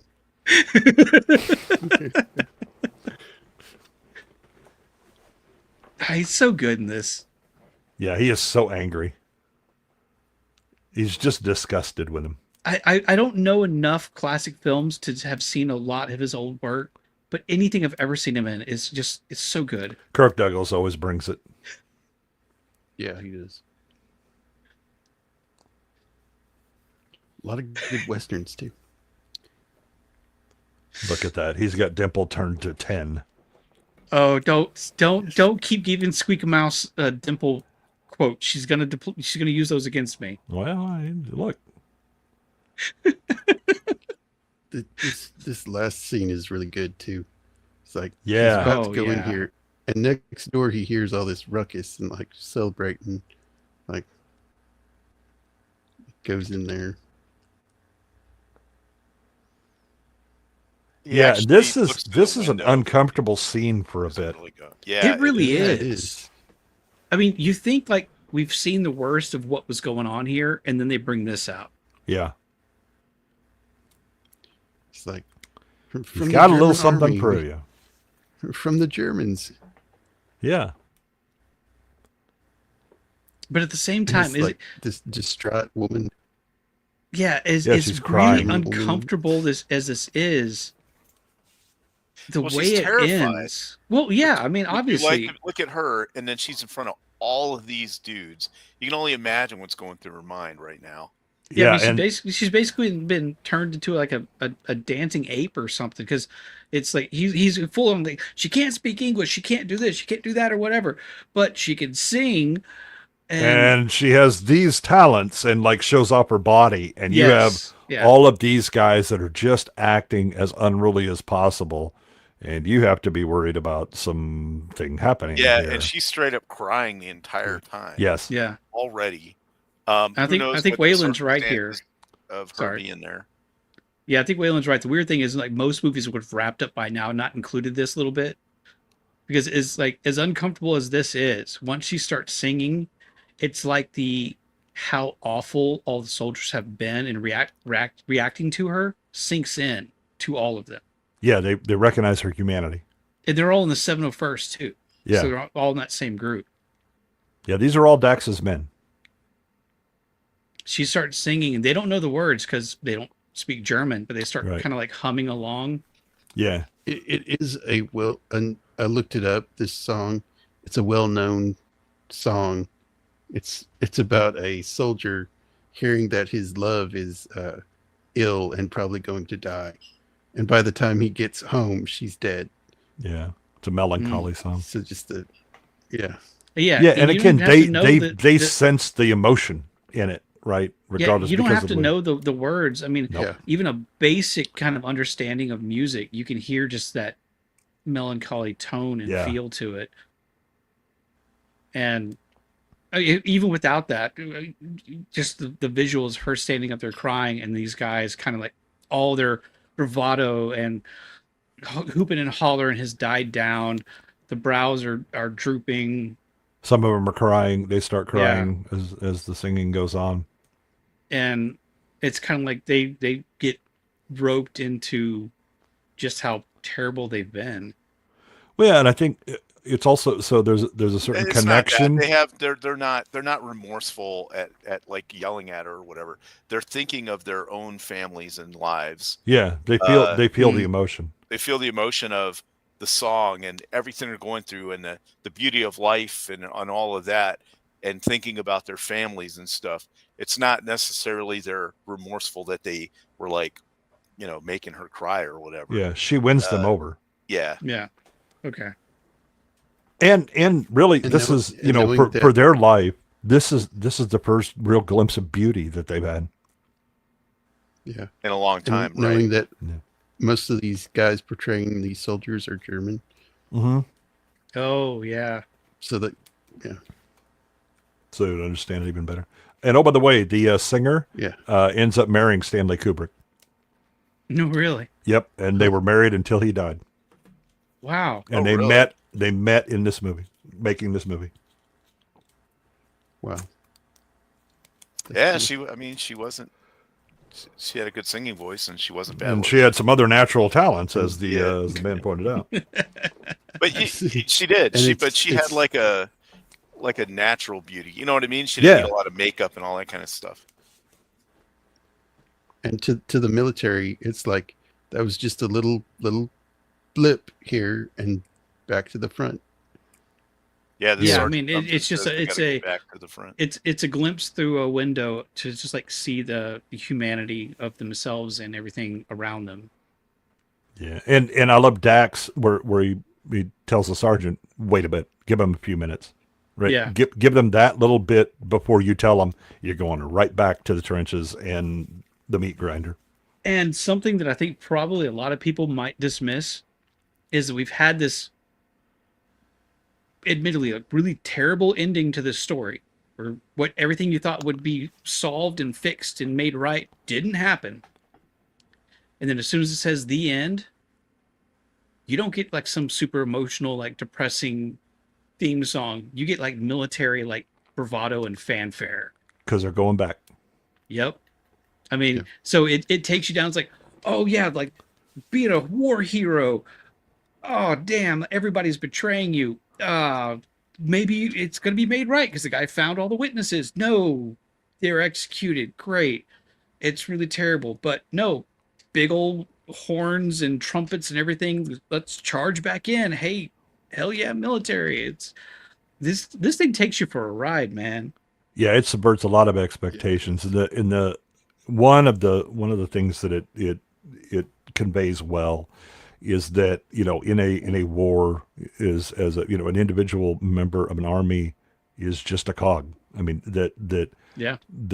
we, you know, generals and officers have to be willing to spend their men's lives in order to achieve goals. Ideally, you spend them wisely. Mm-hmm. Right, you try to minimize the death, but you still have to attain the goals. So that's why you do the smart thing. You know, you push back and say, no, this is just going to be a waste of men. We're not going to be able to achieve that, so you don't do that. But you have such a culture within the officers' ranks that it's just not possible to do that, right? And that everything is top down, and everybody and- is operating in different levels, right? And in this movie, when we look at the three that were chosen to be court-martialed, the one that I think is most likable, being Farrell, just because he's kind of like an outcast or whatever, is the more logical of the three To be to have been chosen. chosen. So that, like, his commanding officer probably actually sat there and looked at his men and thought, that's the guy that's got to go. Whereas the other two was I don't like this guy. He's got, you know, beef on me, and that he could, you know, take up the chain if, you know, maybe somebody will believe him eventually. And the other guy, his commanding officer, was so cowardly, he couldn't make a choice, so he just did it by drawing lots. Well, So it's- or there's an alternative view of that, right? That Arnaud is the one who is chosen most fairly. Everybody had the same chance, and he just True. got lucky, right? Which is what happens on battlefields plenty of times anyway, right? That Well, I you was get everything just- right I and was get just- shot. I was just kind of referencing what you said. Like, ideally, you know, the commanding officers would choose their sacrifices wisely. Right. And I look at that as that wasn't a sacrifice that was chosen wisely. In a combat situation, sure, you put everybody Right. out It was an there. abdication of decision making. Right. Right. Yeah. So I kind of looked at it as that was actually far more cowardly than his commanding officer, than his actions on the battlefield were. Was Mm-hmm. his commanding officer saying, "I can't make this decision. I'm just going to have them draw straws." Right. Yeah. So again, there's a difference between our idea of fairness, right? Which would be, look, we're all in it together and we all have the equal chance or whatever. And then there's the practicality of the officer that goes, you know what? I have to spend lives. That comes with the meal, right? So this is a shitty order that I'm getting, but I'm going to do the best that I can for the unit, right? And that means that I'm going to have to select certain people. What you have is the officer that chose Farrell is probably the most honorable of those who chose, right? Because you know that Roger because in chooses some, just because it's a guy he went to school with, he doesn't like him, and oh, by the way, that guy's got dirt on him. And then Yeah. the other one's like, I just essentially abdicate the decision. yeah, because with Farrell, it was whatever his social outcast status was, whatever that caused that. It's made pretty clear that he didn't fit in with anybody else. Right. The way he was portrayed on screen, the way the actor played him. Right. He may negatively impact unit cohesion. I think Right, I think exactly. drawing lots is probably the fairest way to do it, because any other way it looks as though you have some type of you know what I mean. There's always going to be a question of what was the motive for picking that person. Yeah, but that's kind of what I mean. So if we look at it, the fairest is what happened to Arnaud. I don't know that that's the best decision by the officer, because he actually lost a guy who's decorated in Unit M well, will fight. Mm-hmm. Well, dang it! I mean, the fact that we're still sitting here talking about that one decision on a movie that was made in '57 is, I think, a pretty good testament. Oh, and there's about 800 other decisions decisions throughout here that you could just go through. Oh, yeah. I mean, if they had a better reasoning for picking Arnaud, other than he was undesirable, I'd want to know. So like this guy was going to wind up getting shot for something anyway. Then Arnaud, you mean Farrell? Yeah. Or yeah, Farrell was the one that was the undesirable. Yeah, that guy Farrell. Yeah. If picking him because he was like an actual screw up and was bad for the unit, and like they were going to wind up shooting him soon anyway. Okay, that's a good pick. Yeah. But I don't know. I feel like how would they do it now in the they military? would never do anything like that. Yeah, you would never do anything. It would never. Like it wouldn't have anything. No. There would be no. We need to figure out who's gonna go do this. There wouldn't be. First off, they wouldn't be executing anybody. If they did, they'd have a lot more substantial stuff on them. Like they sold, secrets to the enemy and like murdered a bunch of people on their own side, and that'd be the only way it would happen nowadays. Yeah, I mean, you can still like if you're an officer and you have someone like in a battle, either showing cowardice or whatever, you can shoot them live in the battle, right? You then have to stand tall before the man and explain yourself. But you got a good choice, on that. Once it's done and we're like sitting and the heat of battle is done, everything has to go through a proper procedure. There has to be a proper court martial. Yeah, there's definitely, it's due process. Right. There's very big, the military is very big on due process. Now, can you get railroaded and those kinds of things? Sure. Yeah. But it's a lot less, there's no way anything like what went on here would happen now. Mm-hmm. It could wind up like that, and a whole bunch of things where, they like, we're not going to let you put this kind of evidence in or whatever. But for the most part, you have a lot more checks and balances than anything that we see in this movie. Right. And then, but an example would be, let's say it's not life and death. Let's say it's, you have to decide who's going to go on special training, or who's going to get to go back home first from a deployment, or who's going to have to go on a really bad deployment that nobody wants to go on. Then you can start asking, okay, how would this decision be made? And in that case, drawing lots is not something you would do. Right. Unless it was something kind of maybe fairly trivial and everybody just agreed on it. But that usually the drawing of lots would be at a very low level. It'd like be just a bunch of enlisted people sitting around doing it on their own to say who's going to volunteer for something or whatever. Yeah, you either volunteer or get voluntold. And right. So, other than that, though, if you're a leader, you will make your decision based on a bunch of factors. And unfortunately, one of those factors could be they just don't like the guy. Yep. So they're going to send him on a crappy deployment. But a lot of times you just look at things, and usually the tough decisions are for like good things, like who's going to get put up for this award or whatever. Right. And you have enough people that are comparably about the same, then that's when you start having all kinds of other factors come in. Like, well, I can't send this guy because then it'll look like we don't like this other dude because of his color. You know what I mean? And you start having all these things going in there. Yeah. If the movie was shot today, like Wayne was saying, it would have been a bunch of women sitting around in a coffee shop, Yeah. like CW talking Well, about and it would have ended happily ever after because girl boss came in and saved Yeah. everybody and all that. right. Yeah. All those you saved all the And- stupid men. Conversations in hallways. Yeah. Yes. Well, you have to have your arms folded while you're doing that. That's important. Yeah. Yeah. Yeah, I mean this Exactly. this movie is again it stands in contrast to like war movies at the time it was made because it was made in '57. But it definitely stands in contrast to anything that would be made today. The depth of it's not just war bad. There, I said it right, and I'm done. There's a reasonableness to certain decisions, and it just gets more unreasonable as you head up. Mhm. And that veneer of propriety is like, yes, I did all the paperwork correctly and went through the proper procedures of justice, but I didn't actually serve justice, right? Or even the goals. And Yeah. what's bad, what's even worse is that the war is terrible. People are dying. You've got millions dying and stuff. But then this nonsense is making it even worse. Yeah. Now you got people dying for really no reason, no good reason. Pride of Yeah. people who are much further up the chain because they were bucking for promotions. But yeah, so much has changed in society since back then. Even though there are a lot of people running around out there acting like it hasn't.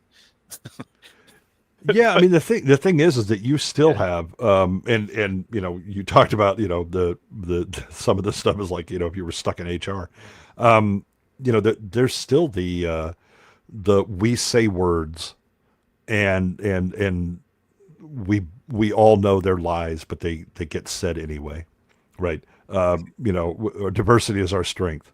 Is it? Can you point out why that is? It just is.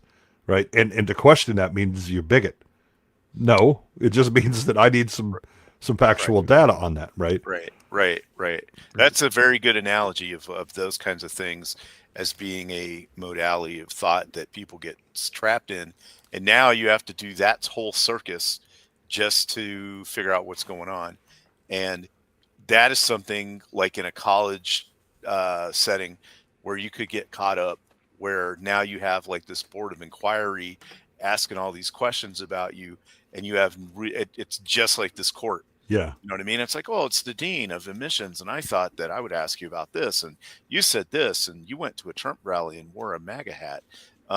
So then you can't defend yourself You can't and present defend yourself, evidence, and you're exactly. out. Bye. right, or whatever degree of differences there is, and You need help in a natural disaster? Well, you're out of luck. oh, God, that whole thing, a bunch of people need to get fired for that. And whoever followed that directive, it's unconscionable. I would have just did it anyway, and then Yeah. not even told them. Yeah, I'd been come- like, whatever. Or again, come fire me. Yeah, exactly. Because This there's movie no way. has so much of that. Yeah, Has so much of the, well, I don't like this person, so we're going to get rid of him. Or, right. they're And what a we're bunch of cowards, specifically we need to referring kill to is that 100 of them. in the disaster zone, there was somebody that put out an order that told the FEMA representatives, if somebody has a Trump sign in their yard, don't go to their house to see if they need help. Yep. Which is because they thought they might be dangerous or something. It's like, really? What is wrong with you? Yeah, and FEMA fired one person and tried to claim it was just, and she was like, nope. That was from on high. It doesn't matter what you have in your yard. If you're a legal resident or not, or any of that stuff, it's a disaster. You have to take care of people, Yeah, I mean, obviously within reason, but you shouldn't be asking what somebody's political views are if they're in a disaster. Right, exactly. It was like, do you need water or not? Yeah, exactly. Yeah. Do you need food? Do you need help? Yeah, gadfly. I don't think I would use the word pragmatism. It's more like nihilism versus idealism. Or again, it's this political posturing there's very much a lying component to it. I mean, there's a dishonesty that is covered by propriety, and again, the best thing that I've seen that describes it and gives you guidance for how to deal with it is Alexander Solzhenitsyn's "Live Not by Lies."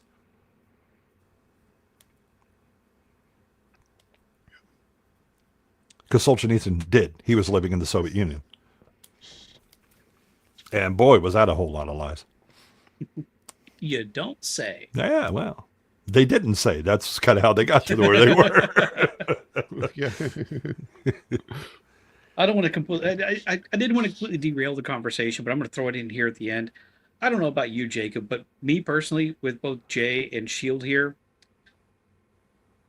hearing their voices and hearing the way mine sounds when I speak, damn, do I feel outclassed.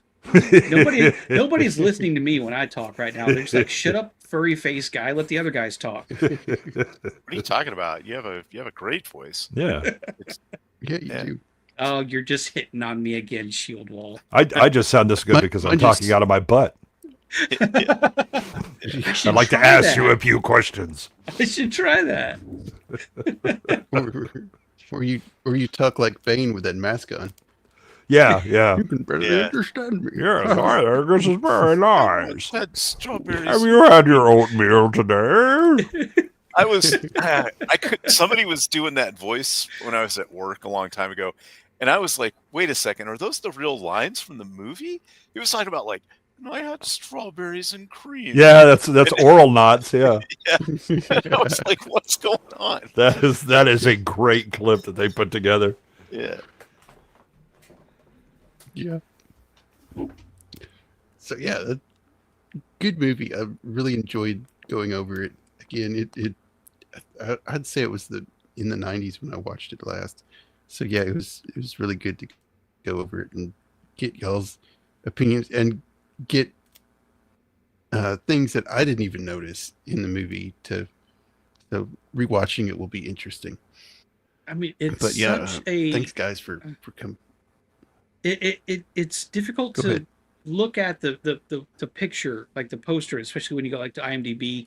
I'm looking at it now, it says it explodes in the no man's land no picture ever dared cross before. It's got Douglas up there and men charging behind him and explosions, and it's like, no, this movie is barely about actual combat on the battlefield. It's about the combat that happened behind the battlefield. There was actually a movie critic who saw a preview of the movie, and as part of his review, specifically told movie theaters this should not be advertised as a big action war movie. This is something else entirely. Yeah. It's a very thoughtful movie Yeah. that'll definitely make you think when you go in there. Yeah, if you went in there and was like, "Man, I'm gonna see like the Sands of Iwo Jima or The Longest Day or something, it's gonna have all this cool combat," that is not the case. And I think that was good for that person to say that, because I'd have been disappointed if I went in there wanting a mindless war movie and this happened. Right. You know? Yeah. I mean, I think I'd been surprised Yeah. pleasantly, but this wouldn't be what I expected. yeah, it's just not good marketing for a movie when they portray it like that. I mean, You could. there's You could. parts. The only real Sorry, war part of it is first charge. Yeah, I mean, you could say it's bad marketing, That's but pretty much it. it drew me in thinking that that's what it was going to be, and I was really surprised that it wasn't. I don't mean that in a bad way. It set you up and subverted you. Yes, I mean, unlike what you see a lot with today, where the trailers basically give away the entire movie. Mm-hmm. And so I went into this absolutely thinking one thing: it's going to be a war movie. It's. I didn't know if it was World War I, but it's like, okay, so I kind of know the tropes we're going to get into here. And now, as soon as I got comfortable with that, it just like dumped me off to the side and said, no. Surprise. Yep, pretty much. Yeah, this one has a lot of layers. Every time I watch it, there's a little something else that I pick up from it. Yeah, it's cool. So yeah, we'll just if y'all want to give a number out when you go, when we say what we've got coming, or if you want to do that. But yeah, we'll just go around the horn. Beard, what you got? Overall, I'd give this a pretty awesome. I'm not good at thinking numbers for movies, especially on my feet. Definitely worth watching. Uh, I hate that anybody. Okay, I don't hate. I wish we hadn't spoiled it for people. That's just the way it is. It's from 1957. It's going to happen when we talk about it. But that doesn't. I don't think it actually ruins the viewing experience if anybody hasn't seen it yet. So go watch it. What I've got coming up next, let's see here. I'm doing a little bit of a revamp on how I've been doing my gaming schedule on my channel, Beard of Liberty, here on YouTube. I think it's going to be uh, Dishonored on Wednesdays, and then Thursdays after Roman of the Empire stream, which I've got coming up this next week, is 7 Days to Die with Squeak a Mouse. We're playing that. And then on Fridays, it's going to be Dragon Age Origins, going to keep going with that. I think I'm going to kind of trim down about 3 gaming streams per week. Other things happening here or there as I feel like it. Other than that, you can find me Mondays on After the Weekend and Tuesdays here. And if that's all really confusing, I understand it is. I can barely keep track of it. Linktree/Beard of Liberty. Cool. Well, Goodwin, thanks for coming on. I really enjoyed having you, and you always have some good stuff to bring up. And yeah, well, what do you got coming? I'm going to Gooch's Primal Scream immediately after this. We're reviewing episodes 7 and 8, and episode 8 in particular is a serious banging episode. Is that the animation? Yeah, The dinosaur and Gendy Tartakovsky. It's Okay. It's really good. It is impressive. How much emotion and didn't have any dialogue. yeah, it's all and it is done beautifully, really especially episode 8. Oh my gosh, that thing that knocked me for a loop. Then Thursday we'll be doing Arcane season 2 episode 2 on Gooch's. Little Platoon will be on there. Others I can't hardly remember. And then Friday I'll be in a normal slot on Adam Gray's B-roll stage. We're doing B-sides. I think we're still doing Noir-vember, so it's a brief respite from the normal terribleness that he tortures me with. But I'm sure that he'll make up for it with the shorts and other things that he throws on. And then otherwise, I'll be around. And it was again, I'm so happy that we got to do this movie. This is, there's certain movies in my list that are you better go ahead and get comfortable because you're going to be thinking about this one for a while and even afterwards, right? And there's a select number of movies that kind of fall into that category for me, and this one is right there in it. And it is a hell of a complex movie that will definitely leave you thinking when you're done. Yeah. Awesome. Shieldwall. Yeah, I give this movie an 8.5. Really good movie. Really well done. Compelling story. It doesn't have any unnecessary plot devices or wasting your time with CGI or anything that modern movies do these days. So it's very, very well done.